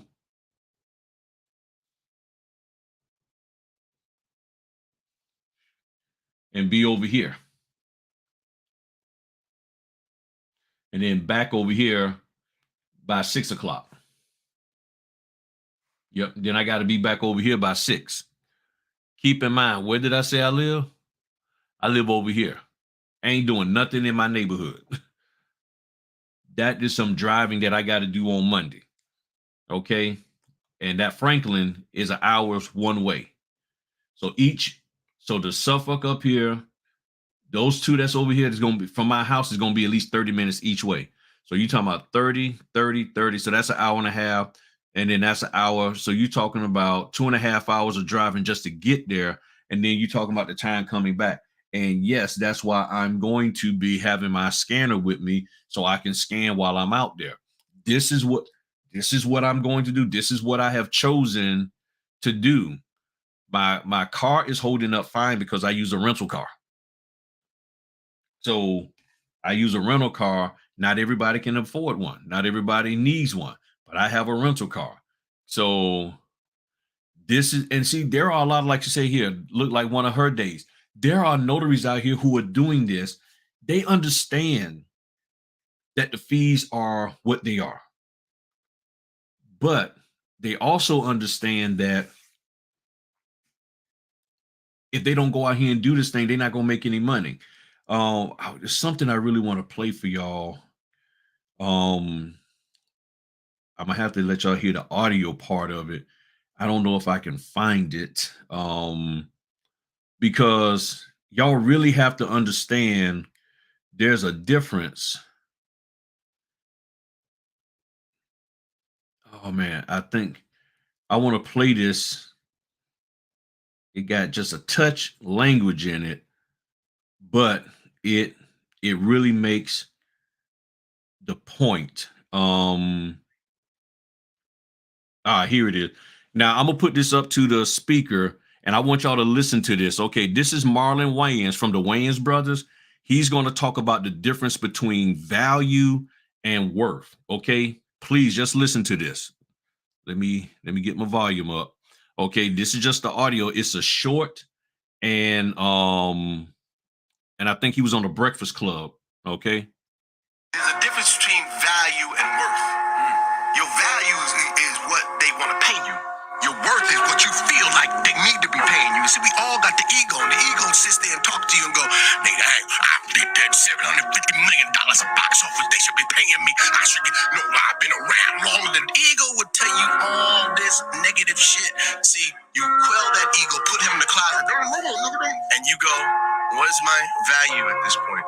Okay, I'm gonna go rock this, and I'm gonna become so fucking huge that one day there'll be no question when I get my 20, my 25, my 30, my 50, whatever that price is. There's a difference." I hope y'all heard. Did y'all hear that? Tell me, let me know if y'all heard that. Put a 1 or 2 or something to let me know that y'all heard that. And sorry for the language. That's just how he talks. Basically, he's saying, I should have put my earpiece in to make sure I could hear it. Okay, y'all heard that. This is what's going on in the notary business. You came in saying, okay, I'm gonna go make some money, And then somebody told you you're worth more than that. You are worth more than what they're offering. And they look just like this. You're worth more than what they're offering. The men and the women all look like this. You're worth more. And you're like, well, I'm just trying to make another $500 to get my baby some shoes. But you're worth more than that. I'm telling you. I'll buy my course and you can find out. That's what they're doing. Okay. Just being honest. And I don't being a little facetious here, but that's what they're saying. And you're sitting here like, well, I'm just getting started, but you're worth more. And they're saying rock. He's saying rock what you are at. Where they value you at this. They value what we're doing at 45 or 65. Kick butt in that, and then the door for you to do other work will come. It's a part of the universe, the spiritual realm, that when you go and plant those seeds, it grows. And especially for those of you who are in church and you're talking about planting seeds, but many of you who are in church who got that spiritual belief system, I'm not trying to get religious on you here, but let's just be real. Many of you who got that belief system of faith without works is dead. Faith, faith is the size of a mustard seed. Those three guys, the unfaithful servant and the guys, what did you do with my money? He didn't, I buried it and this, that, and the other. Go make usury. You didn't even make some usury. Didn't make interest with my money. I gave you an opportunity. You didn't even do nothing with it. And all of y'all are sitting here with all of that spiritual knowledge and you ain't doing nothing with it. You ain't even walking in it in any way, shape, or form, because you start off trying to walk in it. But the moment some person on YouTube or Clubhouse who you don't know tells you, well, you're worth more. You should be getting paid more because I'm getting paid more. And you have no proof that what they're saying is true. And you say, you know what? You're right. I'm going to do what they said. I'm going to demand more. And then you call me, yo, Griff, it's been a year. I ain't got no work. Why? Well, I told them I wanted to get paid more. But did you do any work for them? Nah. I mean, they was offering it, but I told them you got to pay me more than this. I'm worth more than that. Oh, so at that point in time, what have you done? Nothing. So you ain't did anything, but you want more. And if any of y'all are managers or hiring people in a W-2, if any of y'all are hiring to do part of that interviewing, y'all should be ashamed of yourself coming in this notary business acting like that when you don't accept people acting like that in your W-2. Okay, you just got out of college and you talking about you need to get paid more, or you need to get paid this fee. We're offering 32,000. Well, look, I spent 4 years in college. You need to pay me 75. Why? Nobody told you to go to that expensive college. Well, I did, so you need to pay. I'm trying to get my money back for all that. I got college bill. I got tuition. I got all them student loans. Okay, nobody told you. You know what? You could have got that same degree for a lot less. Well, I figured if I went, somebody told me if I went to this prestigious school that I would get a higher fee when I came out. Okay, well, guess what? You're not. Now, if you want a higher fee, you might have to go over to another place. Well, I don't want to move out of my state. Okay, then you're just gonna have to accept the 32 that we offer you and work your way up from there. Because it's either that or you go hungry.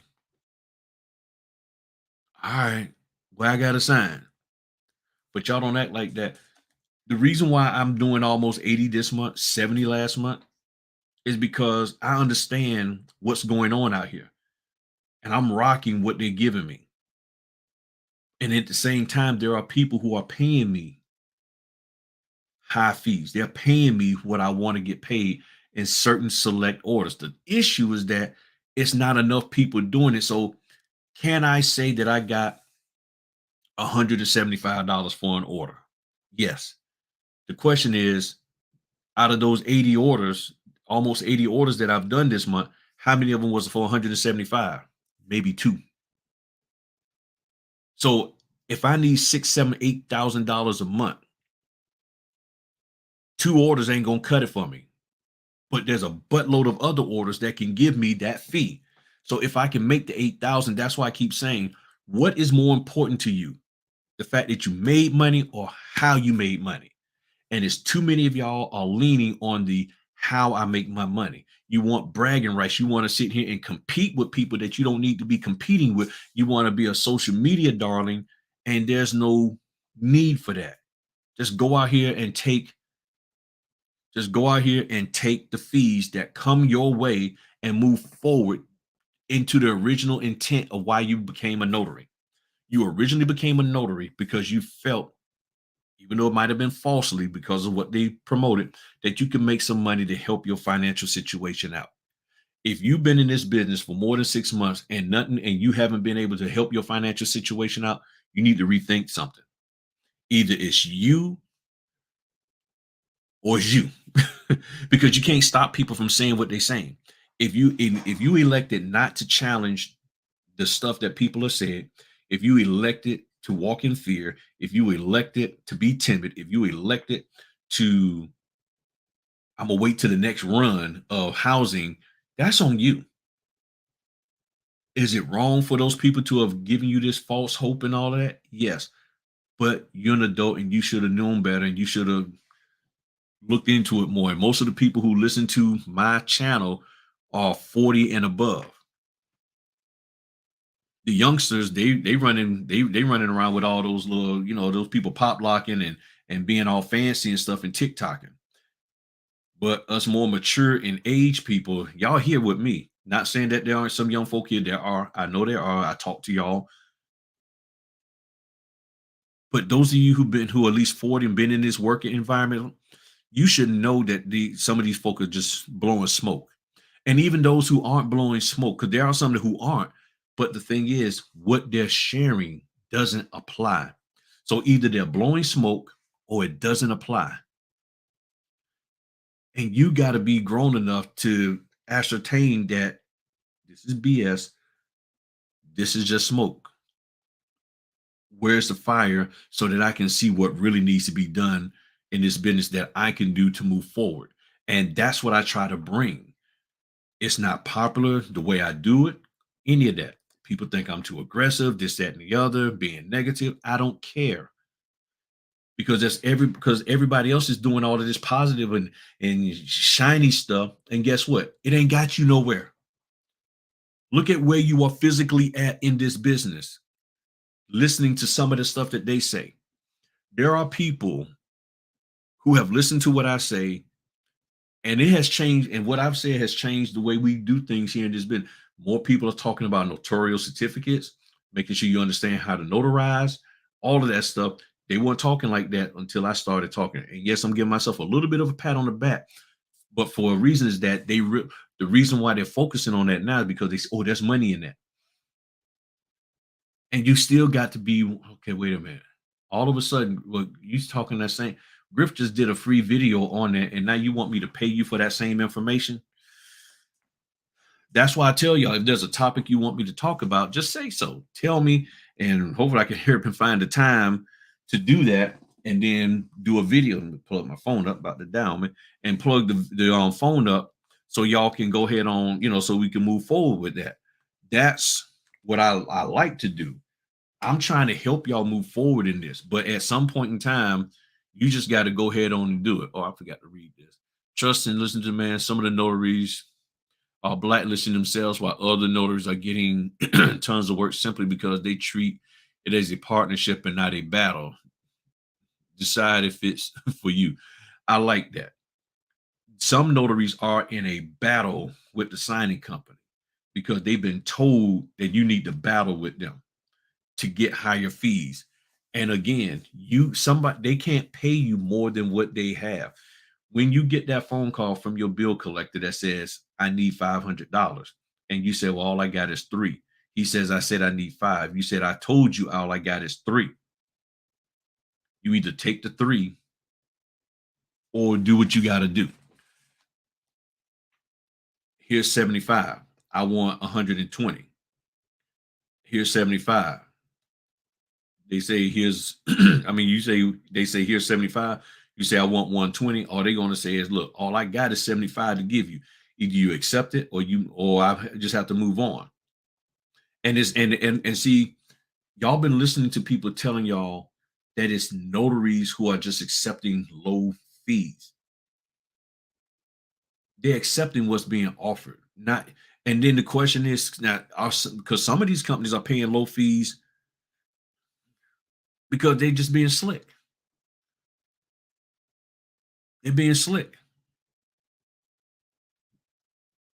and they're gonna pay a low fee anyway. There's some companies that's on SnapDocs that was doing training on Fridays.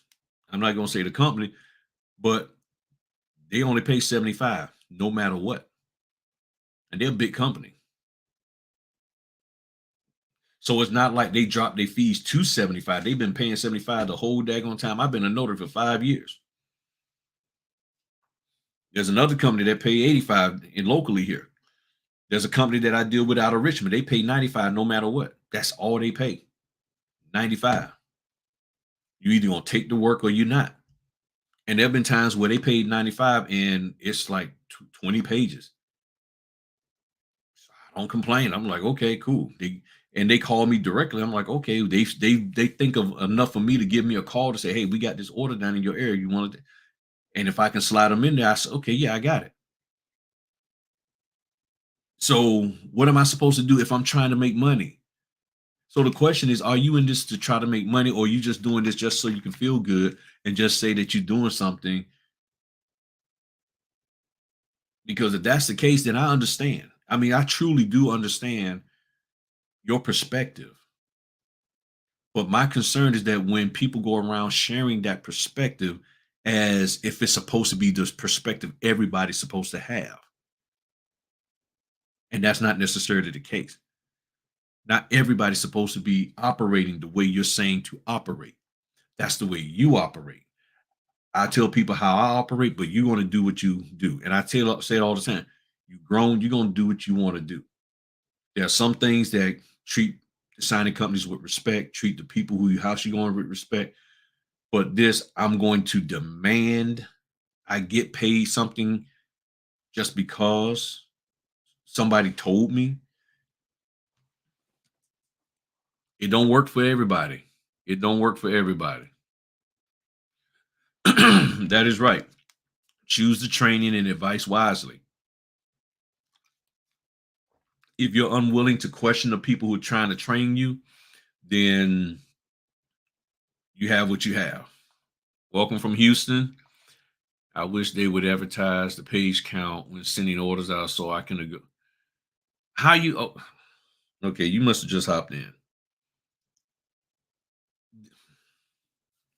I really want to know.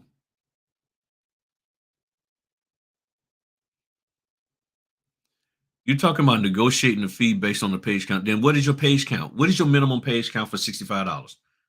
That's what I would like to know. And I'm not trying to be funny. I have to ask this question because you posed it here. There's an order, $65.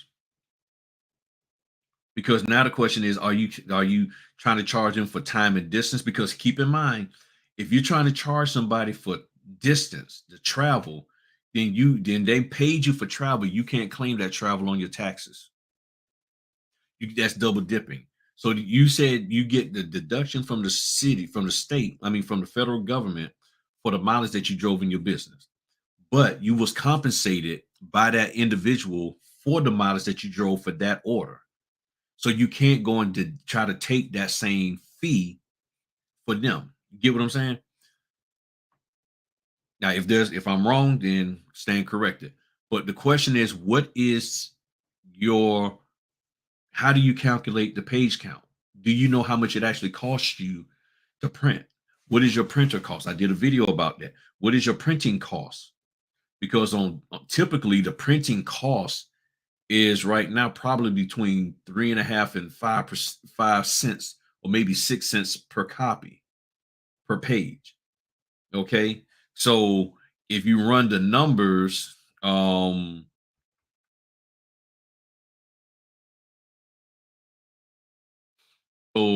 running the numbers, all right, I just wanted to make sure I got my math right.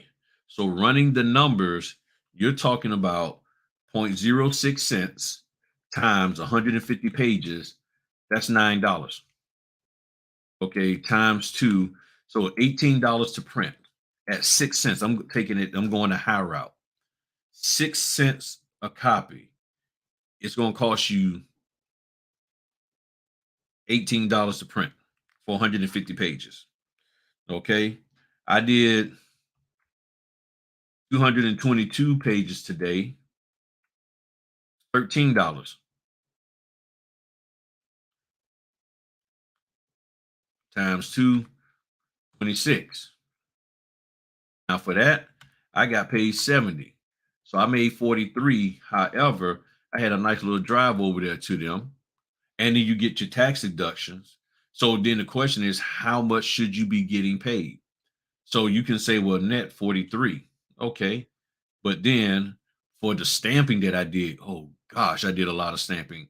I probably did at least, I would say 12 stamps. So 12, so 12 stamps that I did today, that's 60 bucks. So that's 60 bucks. So 12 times the $5. So that's 60 bucks. So that means out of plus the mileage, I still come out, in my opinion, on top. And then see, here's the thing. Y'all looking at this from a single signing. When you look at it, the totality of the signings you did for the month, meaning that $65 one that I did was 7 pages, but I did a 30-minute drive. And the other one that I did that was $30, that was just a deed. You get what I'm saying? You end up probably still making out in the grand scheme of things. But here's where the problem comes in at. A lot of people are trying to do this as if it was a W-2. You're looking at what you're making per hour for each minute of effort that you're doing these signings. And that's not how businesses calculate their revenue. Businesses don't calculate their revenue. The owner, like I did 17 hours of work today. So they're just working, getting it done. It's how much expenses do I have versus how much income I bring in, the expenses going out, the revenue that's coming in, and what's left over is what I need to operate with to go get more supplies and this, that, and the other. So now, if you need more money, then that means you either reduce your expenses or you find a way to increase your revenue. And how do you increase your revenue? How do you get them to pay you more money when they don't have it? And how do you know they have it? Because that's the next question that most notaries say. Well, I know they got it. How do you know they have it? And how do you get them to give you what you say they have? Well, I looked at the CD, which means somebody, more than likely, somebody told you, look at the CD and you'll see how much they're getting paid. Okay, notary fee, $400. But you don't know how that is split up between the signing company and this and that. So let's just say the title company has a $400 notary fee. Okay, well, that fee, how much of it's going to the signing company? How much of what the signing companies get is going to paying signing order or SnapDocs? And then they have a X amount that's left over to give to you. No, no, no, I don't want to hear all that. No, they just need to give me the whole 400. Why? Because I'm coming out there doing it. But they put forth more effort and level of work. I mean, more level of effort and work to get the whole closing done. And you're just driving there. Yes, you printed, but you're just driving there. So now you're saying that you need to get paid as if you've been working on this process to get this loan closed the whole 4 months that they've been working. You get what I'm saying? So your level of effort, you're just showing up at the end. Somebody, yeah, hey, can you do this signing? Okay, yeah. When is it? It's Tuesday at 5 o'clock. Okay, I need $400. Why? Well, I'm going to be printing, and I'm pretty, and you want me to drive there, and and I had to take some pretty expensive training courses to be able to do this. Click. Ain't got time for that. This is what I can pay. It's that simple. If you don't like what they're offering, then you're going to have to find a way to get with somebody who can pay you that fee.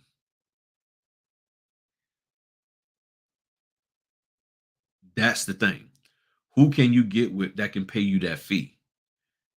I'm trying to let's see here. I'm trying to figure out how do you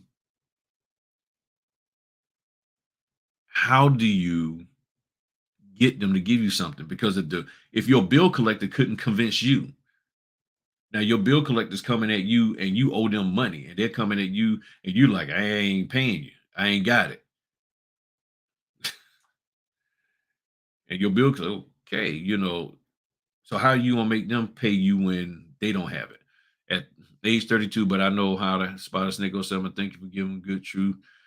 Age regardless. You taught me focus on how to be a good notary fee. You're welcome. You're welcome, lady. You're welcome. You're welcome. And then remember, everybody's working in different regions too, some big cities. Yeah, all of this matters. Take the meat, spit out the bones. Do what you got to do. When I first started, off of 30, all the jobs I took, each and every one. Everyone they were sending me about 3 years later, I no longer accept those because of a mastered those docs and moved them. Yeah, nobody ever said that you had to take $30 or $60 orders forever. As you get better and you move forward in this business and you learn, but you got to have the right attitude, because what y'all don't realize, people can pick up y'all little attitudes. They can pick up when you BSing them. And there's too many notaries out here who are full of it, and you're just trying to find a way to make somebody pay you more money. And here's the thing, you're not giving them good work. If you're not giving them good work, that's that's the whole point of what I do on this channel, is I'm trying to encourage you to be a good notary. As the young lady said, I'm trying to get you to be a good notary so that you can do good work, that other people can that they can put great comments about you, and then people who have higher fees to offer you will feel confident and comfortable with you doing work on their behalf.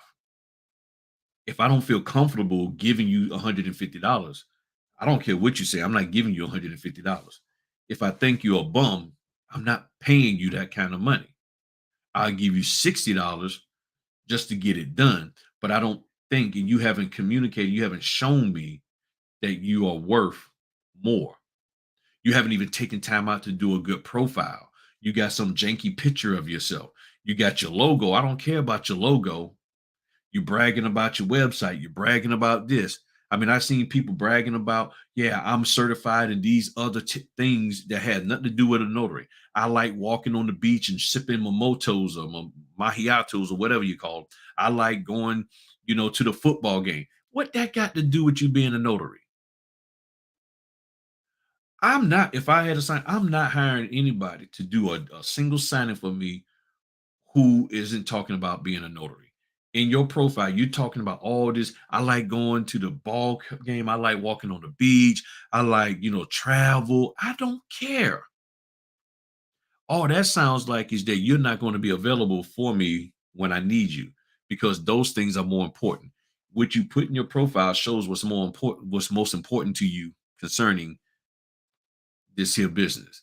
And if all you're saying in your profile is all these entertaining things, I like to go to concerts and something in the water and something by the bay and all, I don't need you, because I might need you to go back and take care of something for me. And it might not even be your fault, but I need you to go back and take care of something. So can you, oh well, no, I'm on my way to the beach.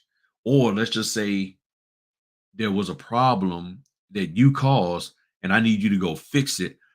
And you're like, nah, I ain't doing that because I got to go to this concert. I bought these tickets. So that's more important to you. I mean, it can happen. Look, yesterday I did a signing, last minute signing came in for 9 o'clock last night. They called me and told me to collect a death certificate. And I actually forgot. And the guy didn't mention it. It wasn't in the instructions. It was a verbal thing, and normally I remember, but I was just so busy trying to get there to him because it was a 30-minute drive. I had to drive way out to Suffolk. Actually, I was driving over there to one of those areas that I showed you, um, that I got to go on Monday. So I was way out there, which is 30 minutes one way, and I forgot the death certificate. And then just before I went to drop the documents off, they called the signer come say, "Hey, did you get the death certificate?" I was like, "Oh man, I forgot." I said, "I remember. Yeah, that's right. Y'all did say." And I said, "What made me forget was that I didn't see it in the instruction." The guy was like, "Hey, don't worry. I understand this was a last minute thing. Look, I'm gonna pay you another $50 to go get it." And I was gonna do it for free. I didn't need the $50 to go do it because I was like, I'm gonna just do it because it need to be done. But he offered, I'm like, okay, I ain't gonna turn the money down. And I went out there and did what I had to do. That's what this business is about. Math and rolled up in here. Is the market dictates what is paid out. Yeah. $60 refi. Okay, if you don't want to do it, then you don't have to. But you know what? There's some refis that I've seen for 60 that were just a few pages because they did e-signing. See, that's the question. What if the refi for $60 and it was actually they did an e-sign where they e-signed the majority of the documents. Therefore, all you're doing is getting wet signatures on documents that need to be notarized, the deed, the affidavit, and a few other non-notarized signature pages. And you got 35 pages, or maybe 75, half of one, half of the standard loan package. So instead of 150, 160, it's just 75 pages. You mean to tell me you wouldn't do that for 60? And you in and out in less than 30 minutes? I had that. That's what I'm saying. I had that where I went and did it. I'm like, oh, and I'm used to it being more pages, but now this company is switching over to doing stuff, and they're like, okay, we're gonna have this sign. And the one company that's doing the sign, they still paying me their normal fee. But another company, they're paying a little less. They're paying. There was one company I think I never did one before them, and they're paying 60. I decided let me just take it just to check it out because I hadn't done one with them. And then boom, next thing you know, I'm like, oh. Okay, okay, okay, got it. You know, I in my area, they one of the companies they offer 50 for the HELOCs. I do 'em. For me, it's not I have a dollar amount. I'm trying to make 8 grand a month. So that's what I gotta do. If I can pull 8 grand a month, I am happy. Um, and that's what I'm trying to do. I'm trying to get in 8 grand a month. As I've shared many times, my goal is the beginning of the month, what I'm trying to do is as many orders as I possibly can. Okay. California, 160. And that's I mean, that's the thing. Every place is different. And I think I know which company that is. I know which company that's doing that refinance for that. And if I'm not mistaken, you ain't got to say, I think it's OCL, their initials. I think it's OCL there when you look at the yeah, and they got us in their first page, they got like their first documents that you have to do is like number 1 through 28. They got all of these pages numbered sequentially and stuff. If that's the same company, yeah. And if that's the same one, and their stuff is OCL. I'm just saying the initials of their names. I don't really like calling certain companies out and stuff because they get mad and all that, thinking somebody attacking them. But if that's who they are, OG Proficial, then yeah, even over here on the East Coast, yep, I thought so. Yeah, they dropped their fee. They dropped their fee. Uh-huh. Yeah. Because give you a story. I over here, they was paying 90. They was paying 90 with this one company. And I'm sitting there getting orders. I'm like, bam, bam. And I had to go look at, and then all of a sudden, I see a $60 order. I'm thinking, okay, this is like a seller's package. The order came in so quick. And I'm just like, okay, yep, I'll do it. When I got the documents, I'm like, whoa, what is this? I'm like, it's a whole refi. I'm like, oh, wait a minute, wait a minute. And I called I went first, I checked, I went into SnapDocs and I looked in every single order I've ever done for that company, irregardless of who they dealt, who they was, I got paid 90. I went from 90 to 60. I was like, whoa, there's a problem here. And I called them up. I called the signing company up. I said, yo, and no, I emailed them and I said, what's the problem? What did I do? Because I thought that I did something wrong. And they called me and said, no, you didn't do anything wrong. It's just that title company, OCL, has dropped their fee, they're paying us. And because they're paying us less, we have to pay you less. Again, if they don't have it, they can't pay you. And they told me straight up, they said, but there's other companies that we do that we still have that we still are in business with. You'll get the normal fee that we pay. It's just that company dropped their fee. So now you have a choice to make. Do you do it or do you not? Do you do it only when you like, let's say you're $120 away from your financial goal for the month and two orders from them come in, okay, I probably will take them just so I can hit that one that get that 120 to meet my financial goal. I'm probably gonna be ticked the whole time I'm doing it because I think they paying too low, but I'm looking at it's helping me meet my goal.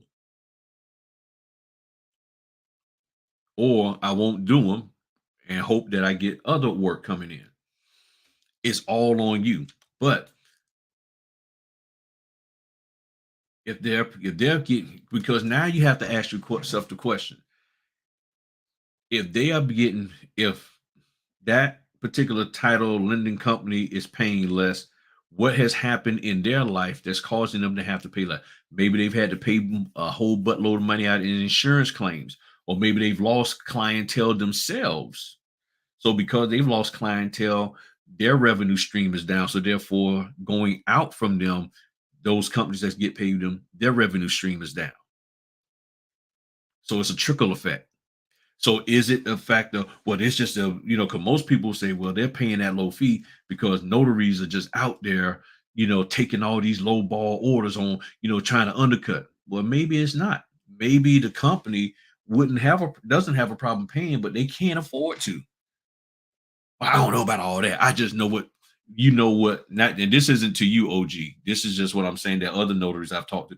Well, all I know is, in Clubhouse, they were saying this is what's going. Okay, where's the proof from Clubhouse that this is what happened? Where's the proof that notaries are doing that? You see what I'm saying? Says in Florida, that same company reduced their fee, but they pay within 2 weeks, which is great. So that's what I'm saying, Notary Doc.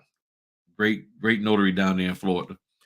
Yep, and she's been having some great advertisements. Her marketing and stuff that Q been doing before is on point.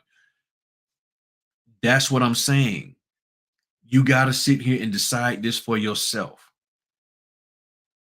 I'm like, I gotta pop this. I gotta make this money. You know, I'm full time in this. I gotta roll. It's W-2 or bust for me.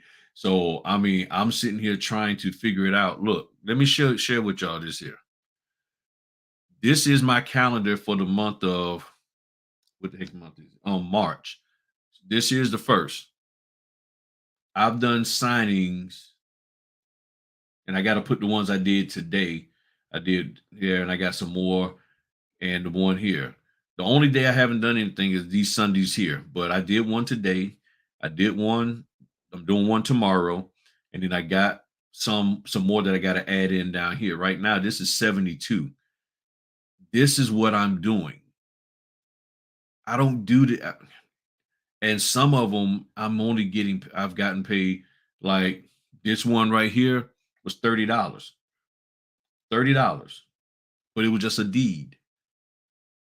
I'm like, all right, cool. And then then 1, 2 above it was $50, and it was a deed. And it was a deed and one other document that needed to be signed. So two signatures, one of them needed to be notarized for $50. Were in and out in 10 minutes. The point that I'm trying to make, this is Notary Assist. The point that I'm trying to make is that sometimes you will not know the details of an order until you accept it. And sometimes you just got to step out on faith and accept it and say, okay, I'm gonna give this a shot. And then you're like, I don't like that. No problem. You don't like it and you don't want to do any work for them. But if no other work is coming in, now you got a choice to make as a business owner, not as a W 2, as a business owner. Great example I can give you: during the height of the pandemic, there was one company, they would send orders out and I was doing them for them. But when they gave you an order, they gave it to you. The best way I can describe it, the pages was like this. Okay. In my hand is some coins, and here's some coins. It was like this here. That's how they gave you the pages. So the nickel and dime you. You're like, okay, why don't you just make this all one page, one document? They sat there and gave you, here's a document, another. That's how they gave you. And you sitting up here, and I mean literally, they would give you the altar, the data part of the altar. So it might be a 3-page altar. They would give you the first 2 pages as a document, and then the signature page as a document. Then they give you sometimes other document, and it's like, okay, wait a minute. This is just too much. So it got to a point that I couldn't do, and I didn't do any orders for them because I had so much other work coming in. And it was like, okay, if I take an order from them, that means I got to download 18 different documents, put them all together, print them twice. That's taking too much time. It's interfering with me being able to do all this other stuff. Now, I already knew that if things change, I would have to start taking those orders. And that's what I have done. Why? Because I got the time now. I have the time to be able to take those orders and print the stuff out because things are a little tight. That was a couple of months ago. Now, interesting enough, these last 2 months, I haven't seen any orders for them. But in January, there was a lot of orders that came for them, and in December, and I did them. They was a good portion of my business, but now I haven't seen anything from them. Why? Don't know. So I just roll with who comes my way. Even with my direct clients, they come with work, okay, cool, and then all of a sudden they go ghost, and I don't hear from them for 2 or 3 months, and then they pop up out of nowhere and say, "Hey, can you take care of this?" Gotcha, and then I get it taken care of. That's just how it rolls. And the HELOC, like 5 a day, 15, yeah, I knocked those out. I worked with a company where if you accept their fee, they pay you in a week. If you negotiate, they pay you. That's Notary Go. That's Notary Go. Yeah, that's Notary Go. Yeah, I'll say their name because I ain't doing nothing with them. I tell people do Notary Go for a little bit and then try to move on. Notary Go is only going to pay you what they're going to pay you. If you take their fee, they pay you in a week. If you negotiate, they pay you in 30 days.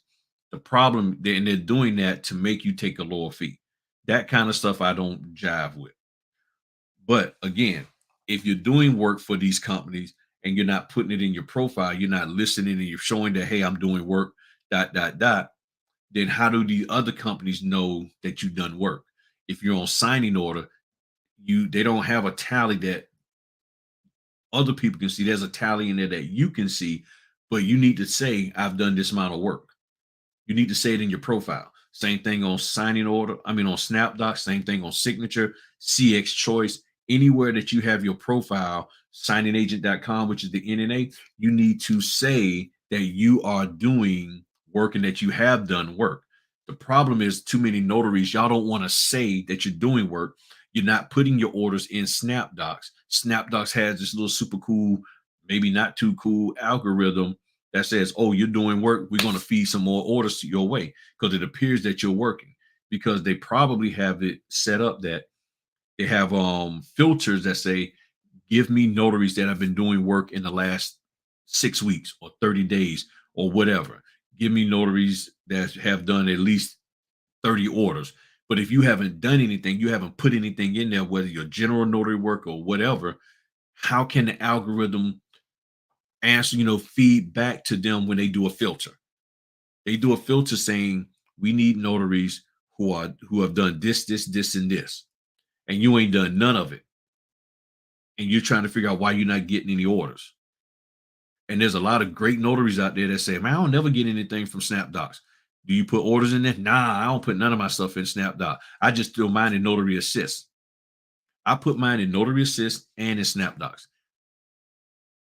Everything that I do is in both because SnapDocs feed me orders. And they've said that. They've done video interviews with them, and they have an algorithm. All I can say is give it a try. What do you have to lose? But everybody's like, well, nah, I'm just putting my stuff. Nobody knows what you did in Notary Assist but you and your accountant. Your Notary Assist is not tied into any of those systems. So you got 1,500 orders in Notary Assist and none in SnapDocs, but you signed up with SnapDocs. What people don't even realize about SnapDocs, if you don't log in consistently, they will deactivate your account. But a lot of notaries are like, well, I got direct clients, so I got my direct. But then when those direct go away because there's not a whole lot of business going on locally, then what? Now you want to play with SnapDocs. SnapDocs is like, okay, yeah, you can play with me, but guess what? You behind because you ain't putting no orders in me. And that's why Griff getting all these orders because he been putting his in there and stuff. All right, my man, you have a good one. Yeah, I'm about to get off of here. It's say here. Oh yeah, negotiate. Yeah. He said, yeah, and there's nothing wrong with negotiating with I mean, you negotiate with whoever you want. Rigo.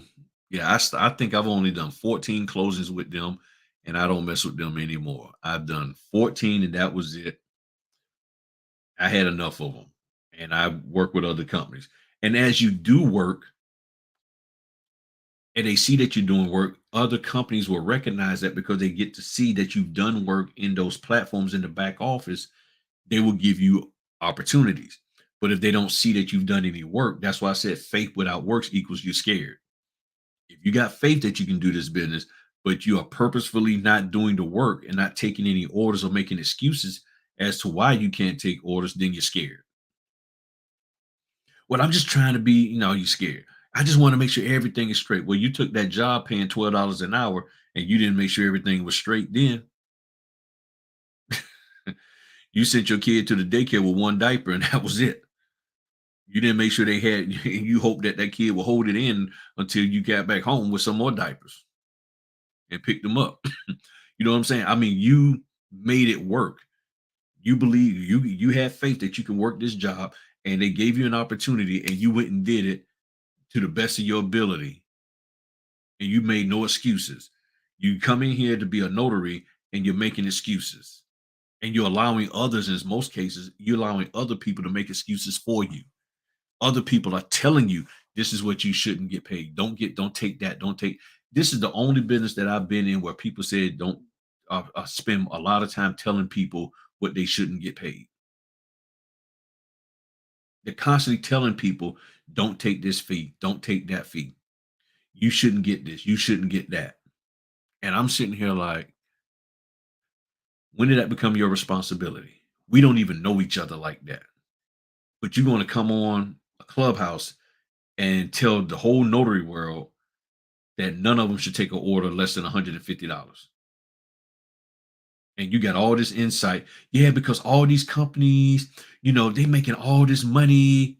Not every single one of them making this money. Do you have proof that all these companies are making all this money? Well, no, I'm just saying the ones that I work with, then keep your comments to that.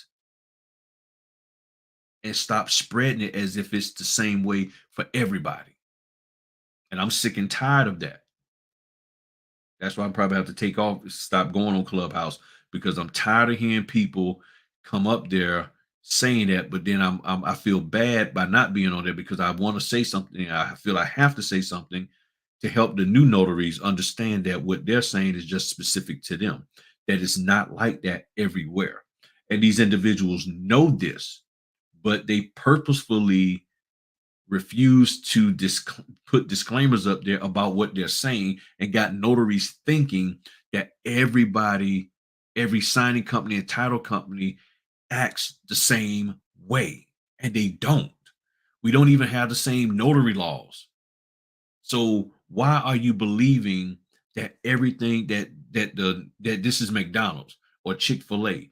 That when you go to Chick-fil-A in Mobile, Alabama, it's, hey, how you doing, sir? Good to see you. My pleasure. And you go to one in Kansas City, Missouri. Hey, how you doing today? What can I do for you? My pleasure. McDonald's, the same thing. Here it is. Everywhere you go, the milk machine gonna be broke. You know that. Every McDonald's you go to, milk machine broke. Like I talked about in that video I did a couple of days ago, advertising versus availability. People are telling y'all stuff and y'all not challenging them. They're making it seem like the way it is for them is the way it is for every single notary. I've had notaries sit up here and talk about, well, you should make them initial this and initial that. Or, well, I'm sorry. They say I have them initial these pages that don't need to be initial, and nobody has ever said. I've never heard anybody say have a notaries have them initial. I think it's a privacy thing, privacy, and then the right to cancel. Yeah, have them initial those pages. Who told you that? Well, my trainer. Okay, but did the people who are paying you told you that? No, but my trainer, who I paid a buttload of money to, told me, so I'm gonna do what my trainer said. Okay, but what about the people who are paying you? Well, you just gonna ignore them? Yeah, because I ain't paid them to learn how to do this business. This is where we're at, people. And I'm saying all of this to say, if you can do opposite of all of that crap, you'll do fine in this business. You will do fine in this business if you see the deficiency that other people say they have. People are telling you the deficiency that they have in their notary business, in their character. And if you can operate opposite of that, you'll get a lot of business. As one person said, now he sees, or they see why they get a lot of business, or they're appreciated by that, because they don't do that foolishness. So you hear them saying all of this foolishness that they do. It's like, I'm gonna operate different than that. And that's how I became good at this business and successful, is by going opposite of what the mainstream notaries are saying. Oh, do it this way and do it that way. Okay, but my instructions say follow these to do this. Well, I don't listen to the instructions. I mean, what do they know? They don't know. They know something. Let me do what they say. Let me just do what they say. What would it hurt to just do what the instructions say? I mean, they're paying me to follow their instructions. That's what I took an oath to do. Follow instructions. That what notarization is about, following instructions. But I'm not going to do that. No, no, no, no. I paid somebody $300 for mentorship, and they told me to do this, and that's what I'm gonna do. Because what they're paying me to do this job is only $85. So that no that that ain't enough to make me listen to them. Okay, you won't be in this business very long. All right, party people. I've been on here almost 2.5 hours. I'm gonna hop on off. Wife probably mad at me because I'm talking too loud and stuff. Go check on her because she was doing some stuff, getting ready for tomorrow. And I think I'm gonna finish eating my grits and bacon over here, turkey bacon uncured and stuff, and work on some admin stuff because I'm pumped now and I'm not about to go to sleep no time soon. I probably won't go to bed until about maybe 3 this morning. I'm just being real with you. If I happen to get tired, then I'll go to sleep. But right now, I'm feeling really, really, really good, really energized and stuff. But I just want to say thanks to everybody coming on here. There's a lot of people came on here. But one last thing here I want to show y'all. I want to go back again. This here is going to cause a lot of people to have to make a decision and get out of this business. And I hope every single signing company, title company mandates that this be done. to the signing company that did it, kudos to you. I appreciate you doing this. I agree with it wholeheartedly. Still don't like doing, I personally still don't like doing that, taking pictures of the receipts at FedEx, because you can punch in those numbers in FedEx or UPS and get alerts yourself when we drop them off. So you don't need us to do that, and you'll know exactly when we drop them off. And sometimes the line is too long, and if I got 4 or 5 signers, I don't have time to really be waiting just to get a receipt when I can drop it off to the FedEx person or the UPS person. And I'm dropping it at the store, and I trust them and they know me. So I know the documents are going to get shipped and everything. So there's ways of keeping track of that. But this is the number one way to figure out, did the person get the document? So I really appreciate that company for doing it. And I really do. That was a smart idea. The best thing that I've seen in a long time with the notary stuff. So again, kudos to you. I would love to say the name, but I'm not gonna say it. I'm not gonna say it, you know. But thanks to each and every one of y'all. Y'all had I had a wonderful time with y'all. I honestly was not expecting to be on this long, but y'all know I can roll when it comes to talking and stuff and everything. So y'all have a good one. Y'all be easy. Feel free to comment in the section. If there's something that you didn't get to ask, or maybe I didn't catch and didn't answer, um, feel free to comment down there below. Make sure y'all like the video. Go back, and if you've seen other videos of mine that didn't hit the like button, please hit the like button on there and everything. And if y'all really like what I said, there's a thing called super thanks. I think like you do $1 or something. Feel free to give me a super thanks. And I am going to be doing a video. I just got to take time out to do it on dot verify, a more detailed video on dot verify. And that's right, Matthew. Check out the links to the podcast in the description.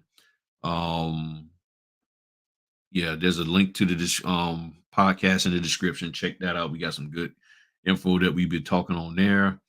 And if you are interested in doing or getting a better understanding of dot verify, how it flows and work, um, just leave a comment. Just leave a comment to say, hey, you're interested, and I'm gonna put something together. I'm thinking I was going to do something separate, but I'll probably just do it on YouTube and just put it out there for everybody. And yes, we are the number one podcast for notaries, Notaries Unsealed. Well, y'all have a good one. Thanks again for all of your time this evening. Really, really appreciate it. Y'all have a wonderful day and all of that you're going to be doing tomorrow. Talk to y'all later. Peace.